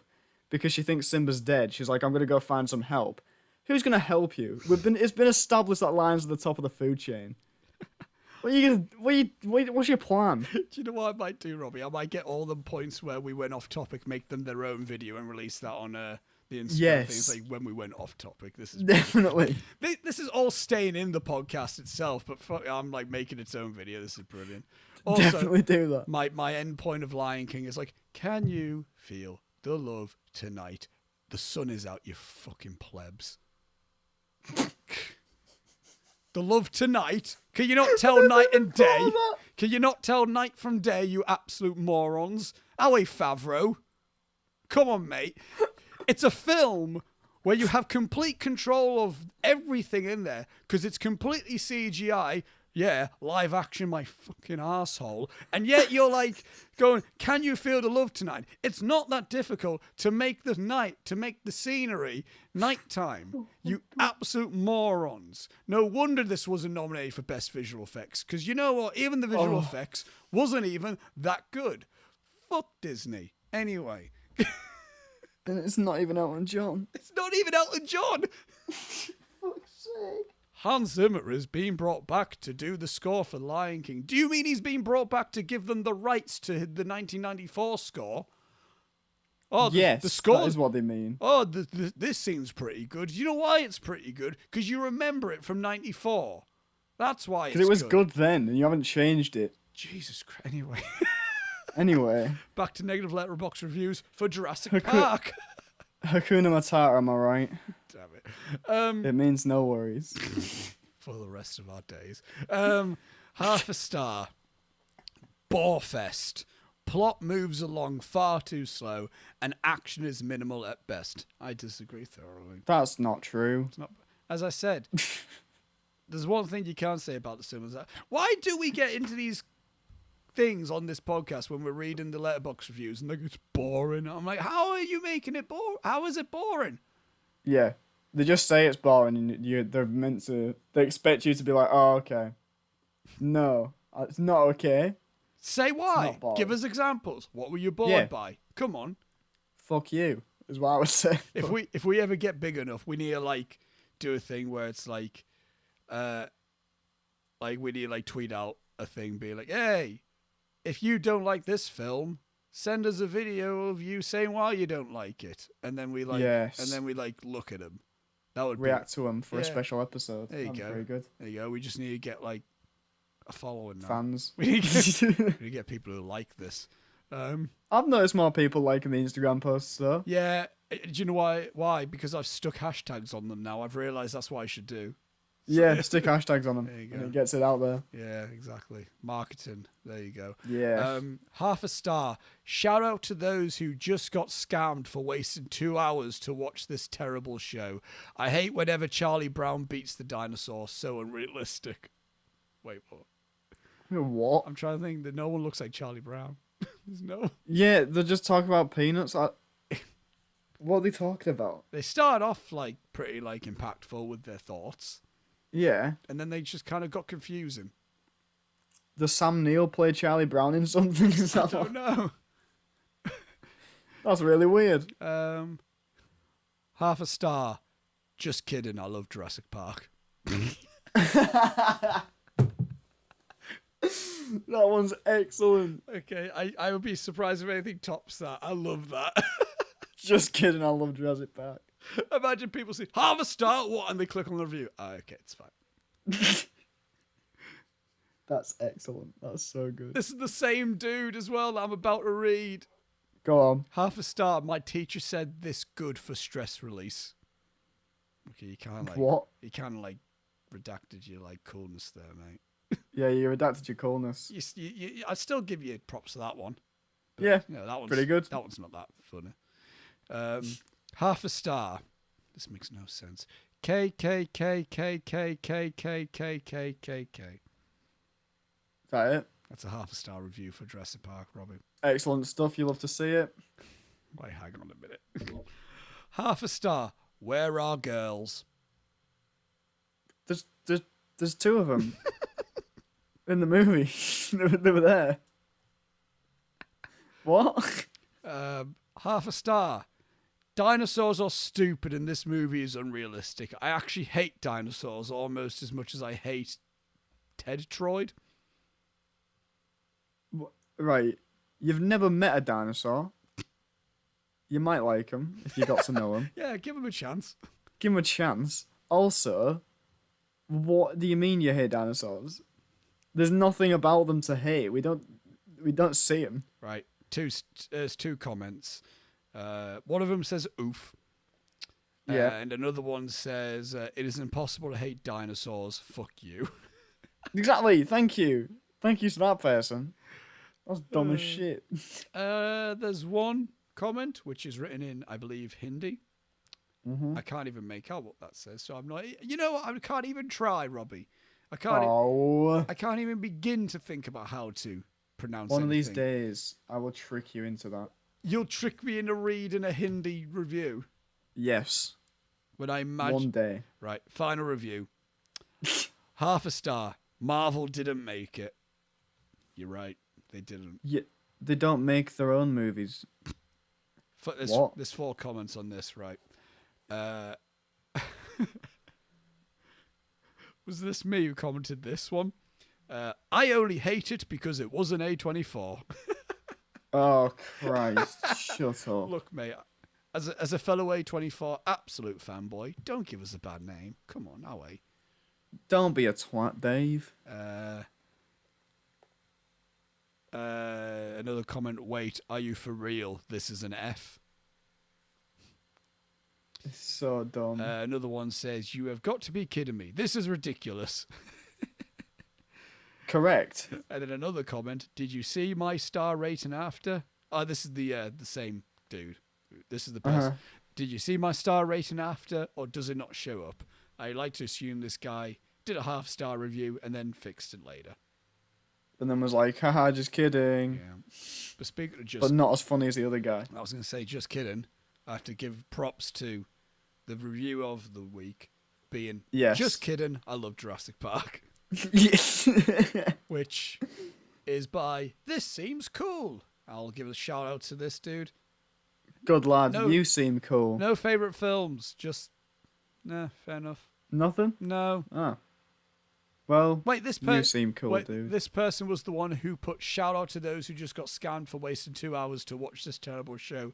I hate whenever Charlie Brown beats the dinosaur so unrealistic. That's the same dude. Oh, never mind, you don't seem cool. There you go. Well, you piece of shit. But then he corrected by saying, just kidding, I love Jurassic Park. I don't know. I have to give he's gone to net neutral. That review alone, I have to give credit to it though. Yeah, fair enough. I'll give him that. There you go. So that was negative Letterboxd reviews for Jurassic Park. The comments were a lot funnier, I think, than anything else. Yeah, Robbie's. I enjoyed them this week. Yeah. Next week, Robbie, we're doing a little bit of a mid-season finale. Yes, we're doing a bit of a mid-season, not a full season finale, a bit of a mid-season finale. And also, we couldn't think of anything better. And early on, when I was planning this out, I thought to myself, maybe we should do Schindler's List next week. Because, my favorite Spielberg film. But I thought, you know what? We came up with this idea, I think like 2 weeks ago now. I think it was. It was whenever we did Dog Day Afternoon. That was 2 weeks ago. We thought, you know what? To round off 10 episodes of the Intermission Podcast, a half-season finale, before we take a mini break from the Intermission, we're going to round off the films of John Cazale because he only did 5 feature films. And we did 4 of them. We did The Godfather, episode 1. Episode 2, Conversation. Episode 3, Godfather Part 2. Episode 7, 8. Maybe. 7, 8. 8, I think. 7. 8 was Jurassic. 8 was 12 Angry Men. 7. 7, Dog Day Afternoon. And number 10, we're doing it was his final film as well. It was his final film, The Deer Hunter, which the theme so far has been for 8 episodes. I've seen a film, you haven't seen a film. Yeah. For the 8th episode, 9th episode, for the 9th episode, we both saw this film, so we could both talk about it. We both haven't seen The Deer Hunter. No. So I can't even say I'm looking forward to this. I'm looking forward to it though. I still am, of course. I'm looking forward to it. I was trying to find it the other week whilst I was out getting DVDs and I couldn't find it anywhere. I was devastated. Could you order it on Amazon? I probably could if I could find it. Yeah. You have a because I know lately it's because I had like a really nice Blu-ray release a few years ago. Oh right, okay. For its 40th anniversary.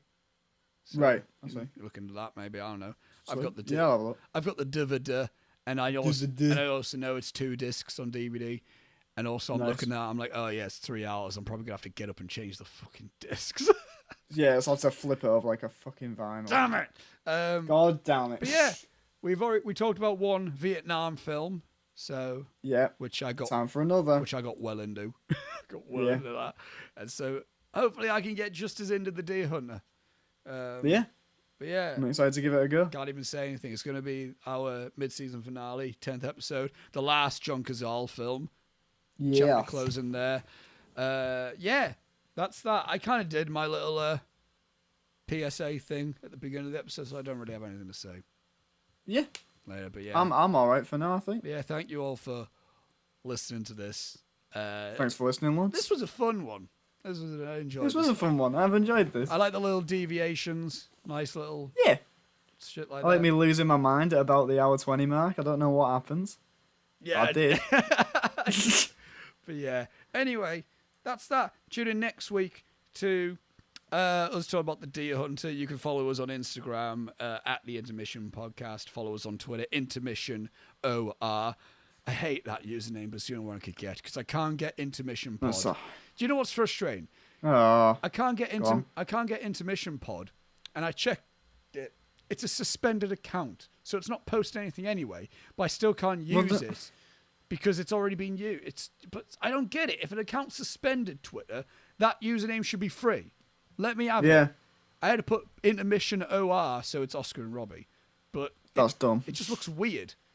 Yeah. Because Intermission Pod is taken, the Intermission is taken, and I can't have the Intermission Pod because it's too many characters. Anyway, there you go. Follow us on all the stuff. Subscribe, all that. Listen to us on all podcast stuff. I don't do that. I should really remind people to do that because we should, because content and all that jazz. Do all that. You know what I'm going to simply say is description, links to anything that is important will be in the description. So go forward with that. Where are we at, Robbie, with time? 2 hours 48. Not too bad. We're gonna stop. Not too bad. We're gonna stop this now. Yep. Thank you, everybody. Bye-bye. Bye.